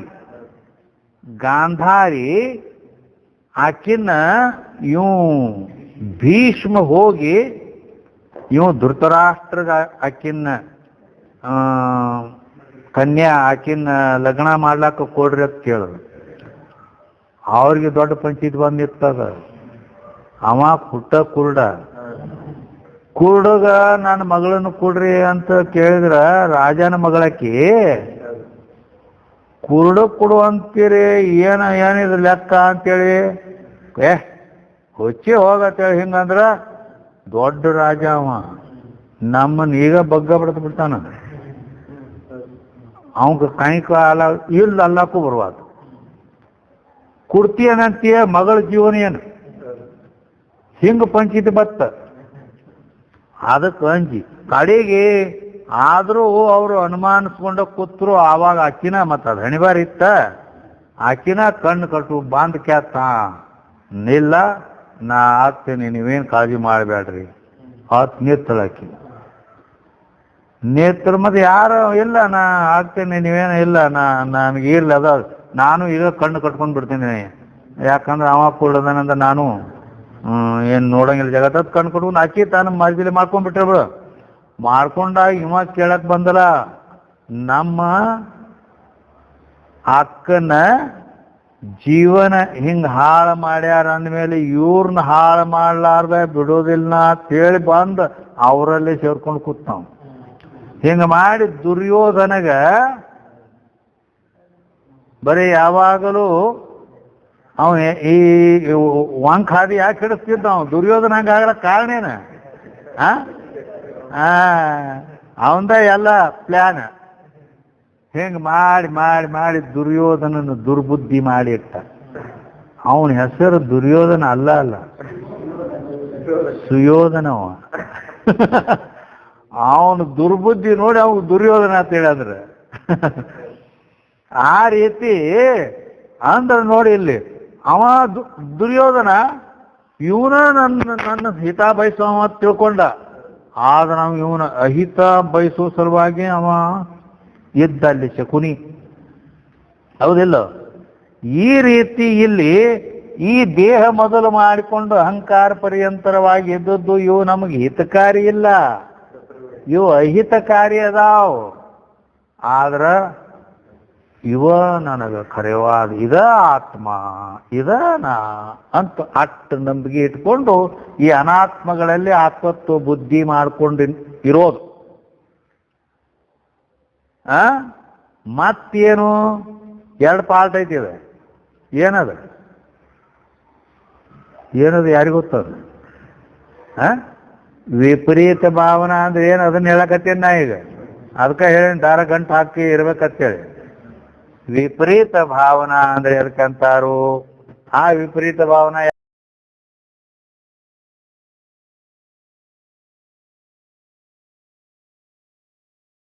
ಮನನ ಏನ ಮಾಡ್ತೈತಿ ಅಂದ್ರೆ ಈ ವಿಪರೀತ ಭಾವನೆಯನ್ನು ನಾಶ ಮಾಡ್ತೈತಿ. ಮನನದ ಪ್ರಯೋಜನ ಮನನ ನಿಧಿಧ್ಯಾಸನ ನೋಡಿ, ನಾನು ವಾದಿಬಿಟ್ಟೆ. ನಿಧಿಧ್ಯಾಸನ ಹೇಳಕತ್ತೇವಿ. ನಿಧಿಧ್ಯಾಸನದ ಪ್ರಯೋಜನ ಏನು ಅಂದ್ರೆ ಆ ವಿಪರೀತ ಭಾವನೆಯನ್ನು ನಾಶ ಮಾಡೋದೈತಿ. ಅದಕ್ಕೆ ವಿಪರೀತ ಭಾವನಾ ಅಂದ್ರೆ ಎದಕ್ಕತ್ತಾರು ಅದನ್ನ ಹೇಳೋದು ನಡೆದೈತಿ. ಒಂದನೇ ಪಾರ್ಟ್, 2 ಪಾರ್ಟ್ ಐತೆ ಅಂದೆ. ಒಂದನೇದ ಪಾರ್ಟ್ ಏನೈತಿ ಅಂದ್ರೆ ಈ ದೇಹ ಮೊದಲು ಮಾಡಿಕೊಂಡು ಅಹಂಕಾರ ಪರ್ಯಂತರವಾಗಿರ್ತಕ್ಕಂಥ ಅನಾತ್ಮ ವರ್ಗಗಳೇನದಾವಲ್ಲ ಇವೆಲ್ಲ, ಅವುಗಳಲ್ಲಿ ಆತ್ಮಬುದ್ಧಿ ಮಾಡೋದು ಇದೊಂದು ವಿಪರೀತ ತಿಳುವಳಿಕೆ. ಇದು ಒಂದು. ಇನ್ನೊಂದು ಏನು ಅಂತ ಕೇಳಿದ್ರೆ, ಈ ದೃಶ್ಯ ರೂಪ ನಾಮರೂಪಾತ್ಮಕ ಜಗತ್ತೈತಲ್ಲ, ಈ ಜಗತ್ತು ಇದು ವಾಸ್ತವಿಕ ಮಿಥ್ಯ ಐತಿ, ಹೌದಿಲ್ಲ? ಮಿಥ್ಯ ಇದ್ರೂ ಕೂಡ ಇದ ಸತ್ಯ ಐತಿ. ಈ ಜಗತ್ತ ಇದ ಸತ್ಯ ಐತಿ, ಇದ ನನಗ ಸುಖದಾಯಕ ಐತಿ ಅಂತ. ಹಿಂಗ ಜಗತ್ತಿನಲ್ಲಿ ಸತ್ಯತ್ವ ಬುದ್ಧಿಯನ್ನು ಮಾಡೋದು, ಈ ಅನಾತ್ಮ ದೇಹಾದಿಗಳಲ್ಲಿ ಆತ್ಮತ್ವ ಬುದ್ಧಿ ಮಾಡೋದು. ಇವೆರಡು ಉಪರಾಟಿ ದಗದನ ವಿಪರೀತವಾಗಿ ತಿಳ್ಕೊಳ್ಳುವಂಥದ್ದ ಇವು. ಅದಕ್ಕನ ವಿಪರೀತ ಭಾವನೆ ಅಂತ ಹೇಳಲ್ಪಡ್ತಾವ. ಈ ವಿಪರೀತ ಭಾವನೆಯನ್ನು ಆ ನಿಧಿಧ್ಯಾಸನ ಅಂತಕ್ಕಂಥದ್ದು ಏನ್ ಮಾಡ್ತದೆ? ನಾಶ ಮಾಡುತ್ತದೆ. ಹಂಗಾರ ನಿಧಿಧ್ಯಾಸನ ಅಂದ್ರೆ ಅದಕ್ಕಂತಾರು ಅಂತ ಕೇಳಿದ್ರೆ, ಆತ್ಮಾಕಾರ ವೃತ್ತಿ ತಿರಸ್ಕಾರ ಪೂರ್ವಕಂ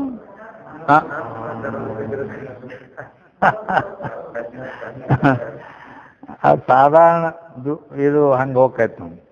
ಅನಾತ್ಮಾಕಾರ ವೃತ್ತಿ ತಿರಸ್ಕಾರ ಪೂರ್ವಕಂ ಆತ್ಮಾಕಾರ ವೃತ್ತಿಯ ಪ್ರವರ್ಧನಂ ನಿಧಿಧ್ಯಾಸನಂ.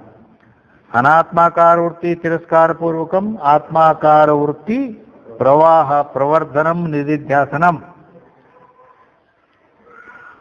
ಅನಾತ್ಮಾಕಾರ ವೃತ್ತಿ ತಿರಸ್ಕಾರ ಪೂರ್ವಕಂ, ನಮ್ಮ ಮನಸ್ಸಿನಲ್ಲಿ ಸುಮ್ಮ ಕೂತರೂ ಕೂಡ ಅನಾತ್ಮಾಕಾರ ವೃತ್ತಿಗಳು ಬರ್ತಿರ್ತಾವ. ಅವ ಅಂತ ಯಾವಂದರ ನೆನಪು ಬರ್ತಿತ್ತಂದ್ರೆ ಅದು ಅಂತೇಳಿ ಯಾವ್ದಾರ ವಸ್ತುವಿಂದ ನೆನಪು ಬರ್ತಿತ್ತಂದ್ರೆ, ಹಿಂಗ ಯಾವುದೇ ಒಂದು ಆದದ್ದು ಹೋದದ್ದು ಏನಾರ ಒಂದು ತನ್ನ ಪಟಕ್ಕನ ನೆನಪು ಬರ್ತಿತ್ತು ಅಂದ್ರೆ ಅದಕ್ಕೆ ಅನಾತ್ಮಾಕಾರ ವೃತ್ತಿ ಅಂತಾರ.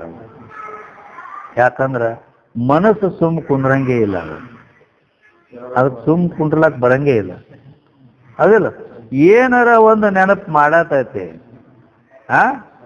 ಇವು ಅನಾತ್ಮಾಕಾರ ವೃತ್ತಿ. ಈ ಜಗತ್ತಿನ ಯಾವುದೇ ಒಂದು ವಸ್ತುವಿನ ಬಗ್ಗೆ ಏನಾರ ವಿಚಾರ ಮಾಡಿದ್ರೆ ಬಂತಂದ್ರೆ ಕೂಡ ಅದು ಅನಾತ್ಮಕಾರ ಅಲ್ಲ. ಈ ರೀತಿ ಅನಾತ್ಮಾಕಾರ ವೃತ್ತಿಗಳು ಬರ್ತಿರ್ತಾವ. ಅವು ಸಹಜ ಬರ್ತಿರ್ತಾವ, ಅವಕ್ಕೇನು ಪ್ರಯತ್ನ ಮಾಡೋ ಜರೂರತೆ ಇಲ್ಲ. ಅವು ಬರ್ತಿರ್ತಾವು. ಅವುಗಳನ್ನ ನಿಧಿಧ್ಯಾಸನ ಅಂದ್ರೆ ಏನಂದ್ರ ಅವುಗಳನ್ನ ತಿರಸ್ಕಾರ ಪೂರ್ವಕಂ. ತಿರಸ್ಕಾರ ಅಂದ್ರೆ ಅವು ಬಂದ ಕೂಡಲೇ ಹ್ಯಾಂಗ ಹೊಡಿಬೇಕದನ್ನ, ಅವಕರ್ನ ತೆಗೆದು ಇದ್ಯಾಕೆ ಬತ್ತ ನಡಿ ಅಂತ ಹೇಳ್ಕೆ ಅದನ್ನ ಬರಗುಡಬಾರ್ದು. ಆತ್ಮಾಕಾರ ವೃತ್ತಿಯನ್ನೇ ಮಾಡಲಿಕ್ಕೆ ಪ್ರಯತ್ನ ಮಾಡಬೇಕು. ಅನಾತ್ಮಾಕಾರ ವೃತ್ತಿಯನ್ನು ತೆಗೆದು ನಿರೋಧ ಮಾಡಿ ಆತ್ಮಾಕಾರ ವೃತ್ತಿಯನ್ನ ಅಲ್ಲಿ ಉಂಟು ಮಾಡಬೇಕು. ಅದನ್ನು ಹ್ಯಾಂಗಿರಬೇಕು ಅಂದ್ರ ಪ್ರವಾಹ ಪ್ರವರ್ಧನಂ. ಧಾರಾಕಾರವಾಗಿ ಹರಿಬೇಕದು. ಧಾರಾಕಾರವಾಗಿ ಹರಿಬೇಕಂದ್ರೆ ಹೆಂಗ ಅಂದ್ರೆ ಈಗ ಕೈಯಾಗ ಹಿಂಗ ನೀರ್ ತಗೋತೀವಲ್ಲ, ಹಿಂಗ್ ಮಾಡಿ ಹಿಂಗ್ ಕೈಯಾಗ ನೀರ್ ತಗೊಂಡು ಹಿಂಗ್ ಕೈಯಾಗ ಹಿಡಿಬೇಕಾದ್ರೆ ನಾವು ಹಿಂಗ್ ಹಿಡಿತೀವನ, ಹಿಂಗ ಇಲ್ಲ, ಹಿಂಗ್ ಒತ್ತೆ ಕೈ ಹಿಡಿತೀವಿ. ಒತ್ತೆ ಕೈ ಯಾಕೆ ಹಿಡಿತೀವಿ ಅಂದ್ರೆ ಪೂರ ಪ್ಯಾಕ್ ಆಗಿ ನೀರು ಸೋರಬಾರ್ದು. ಆದರೂ ಅಲ್ಲಿ ಒಂದು ಟಪ್ ಟಪ್ ಟಪ್ ಹನಿ ಬೀಳ್ತಾ, ಹೌದಲ್ಲ? ಒಂದ್ ಜರ ಕೈ ಸಡ್ಬಿಟ್ಟೆ ಅಂದ್ರೆ ಟಪ್ ಟಪ್ ಟಪ್ ಟಪ್ ಟಪ್ ಬೀಳಕತ್ತಾವ. ಇನ್ನೊಟ್ಟು ಕೈಲಿ ಬಿಟ್ಟೆ ಅಂದ್ರೆ ಟಪ್ ಟಪ್ ಟಪ್ ಟಪ್ ಟಪ್ ಟಪ್ ಟಪ್ ಅನ್ಕೋತ ಭಾಳ ಹಿಡಿತೈತಿ ಪೂರ. ಹಿಂಗೆ ಭಾಳ ಎಣ್ಣೆ ಹೆಂಗ ಇದು ಎಳಿತಾರಲ್ಲ ಎಣ್ಣೆ, ಹಂಗ ದಾರದ ಗತೆ ಹಿಂಗ ಆ ವೃತ್ತಿ ಧಾರಾಕಾರವಾಗಿ ಹರಿಬೇಕು. ನಡು ಡಿಸ್ಟನ್ಸ್ ಇರಬಾರ್ದು, ಗ್ಯಾಪ್ ಇರಬಾರ್ದು. ಈಗ ಆ ವೃತ್ತಿಯ ಪ್ರವಾಹ ಹಿಂಗ ಧಾರಾಕಾರವಾಗಿ ಹರಿತಾ ಇದ್ರೆ ಅದಕ್ಕ ನಿಧಿಧ್ಯಾಸನ ಅನ್ನುತ್ತಾರೆ. ನಡು ಜರ ಹಿಂಗ್ ಕಟ್ ಹಾಕಿತ್ತು ಅಂದ್ರೆ ಅಲ್ಲಿ ವಿಕ್ಷೇಪ ಆಕೈತಿ. ಮತ್ತ ಹಂಗ ಆಗಗೊಡ್ಲಾರ್ದೆ ಹಿಂಗ ಧಾರಾಕಾರವಾಗಿ ವೃತ್ತಿ ನಿಂತು ಬಿಡ್ಬೇಕು. ಅದಕ್ಕೆ ನಿಧಿಧ್ಯಾಸನ ಅಂತಾರೆ. ಹಿಂಗ್ ಮಾಡೋದು ಅಹಂಕಾರಾದಿ ಅನಾತ್ಮಾಕಾರ ವೃತ್ತಿ ವಿವೇಕದಿಂದ ಅವುಗಳನ್ನು ನಿರಾಕರಿಸಬೇಕು, ತೆಗೆದುಗಿಬೇಕು.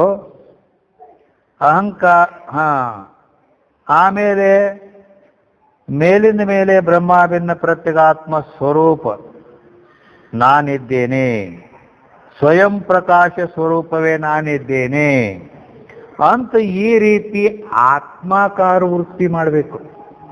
ಆತ್ಮನ ಸ್ವರೂಪ ಲಕ್ಷಣಗಳದವಲ್ಲ, ಇವುಗಳನ್ನು ನೆನಪು ಮಾಡಿಕೊಂಡು ನಾನು ಸತ್ ಚಿತ್ತ ಆನಂದ ಸ್ವರೂಪನಿದ್ದೇನೆ, ನಾನು ಸ್ವಯಂ ಪ್ರಕಾಶ ಸ್ವರೂಪನಿದ್ದೇನೆ, ನಾನು ಪರಿಪೂರ್ಣನಿದ್ದೇನೆ ಅಂತ ಹಿಂಗ ವೃತ್ತಿ ತದಾಕಾರ ಮಾಡಬೇಕು.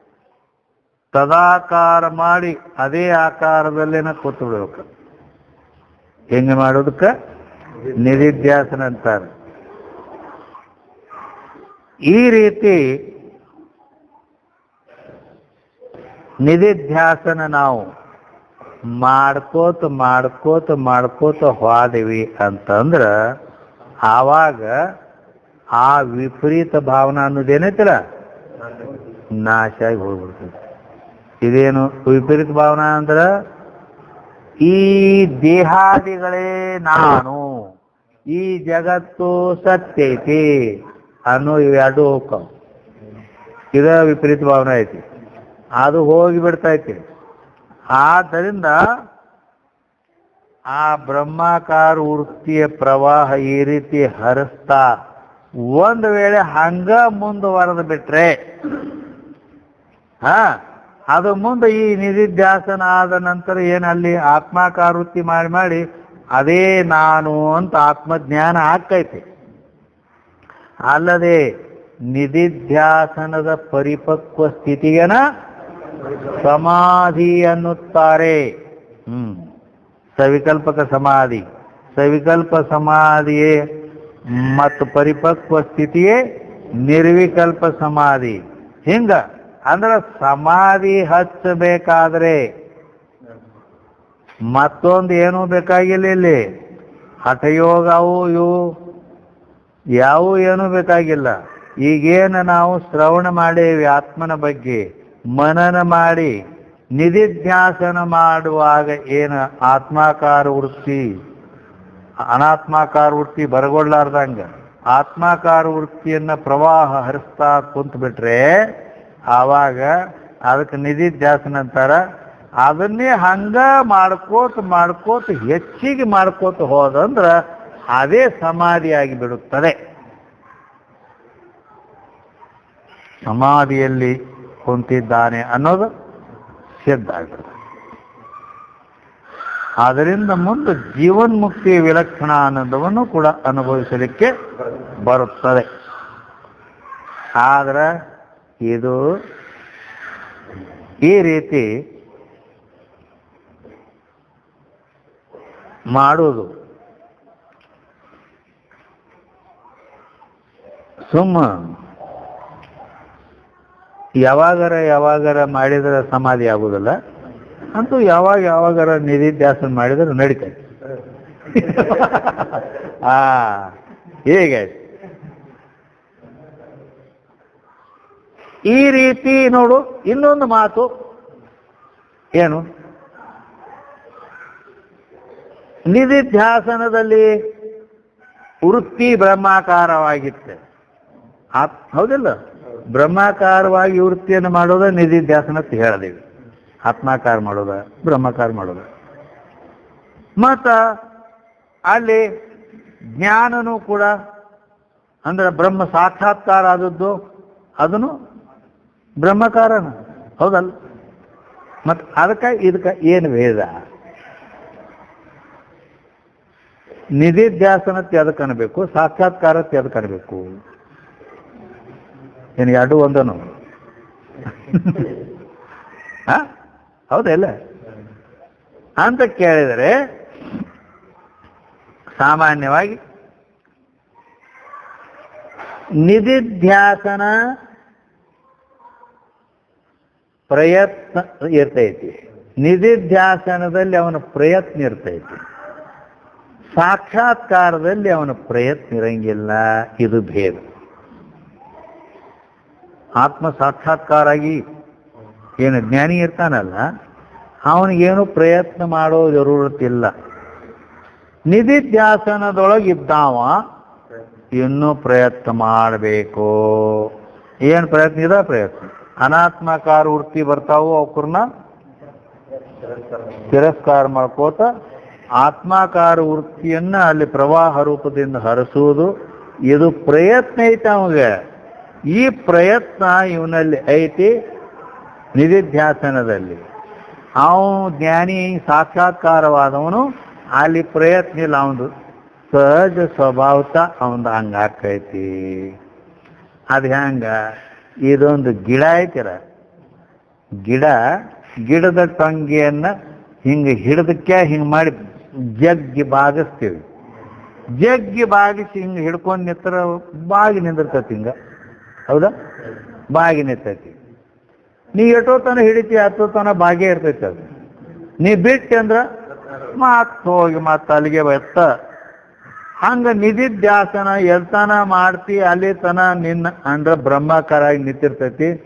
ನೀ ಏನೇನು ಹಂಗ ಚಂತನ ಬೆಳಗಾನ ಮಾಡವನ್ನಿ ನೀ ಆಯ್ತು ಒಂದು ಸ್ವಲ್ಪ ಟೈಮ್ ಮಾಡ್ಕೆ ಏನು ಬಿಡ್ತೀಯಲ್ಲ, ಮತ್ತ ಹೋಗಿ ಅದು ತನ್ನ ಜಾಗಕ್ಕೆ ನಿಂತ. ಅದ ಇತ್ತು ಫರಕ್ ಆಕತಿ. ಆದ್ರೆ ಜ್ಞಾನಿದ ಏನಿರ್ತೈತಲ್ಲ, ಆ ಟೊಂಗೆ ಸ್ವಭಾವತ ಬಾಗಿರ್ತೈತಿ. ನೀ ಕೈ ಹಿಡಿದ್ರೂ ಆಟ ಇರ್ತೈತಿ, ಕೈ ಬಿಟ್ರು ಆಟ ಇರ್ತೈತಿ. ಹಂಗ ಅವನು ಸದಾವ ಕಾಲದಲ್ಲಿ ಆ ಬ್ರಹ್ಮಾಕಾರವೇ ಇರ್ತೈತಿ.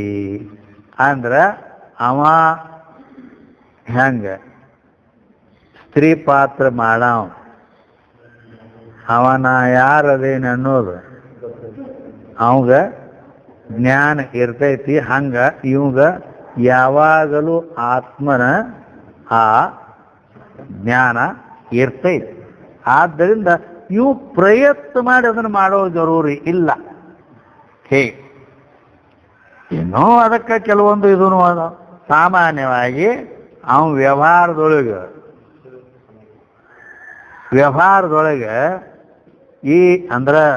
ಈ ಸಾಮಾನ್ಯ ನಿಧಿಧ್ಯಾಸನದಲ್ಲಿದ್ದವನಿಗೂ ಮತ್ತು ಆತ್ಮ ಸಾಕ್ಷಾತ್ಕಾರವಾದವನಿಗೂ ಏನು ಭೇದ ಅಂತ ಕೇಳಿದ್ರೆ, ಇಬ್ರು ವ್ಯವಹಾರ ಮಾಡ್ಲಾಕ್ ಹೋಗಿರ್ತಾರೆ. ಬಜಾರ್ದಾಗ ಬದ್ನಿಕಾಯಿ ಹೆಂಗೆ ಕೊಡ್ತೀವಿ ಅಂತ ಕೇಳುವಾಗ ಅವಾಗ ಬ್ರಹ್ಮಕಾರ ಐತೆ ಒಂದು ಬದನಿಕಾಯಿ ಆಕಾರ ಆಗಿರುತ್ತೆ. ಮತ್ತೆ ಬದನಿಕಾಯಿ ಆಗ ಅವಾಗ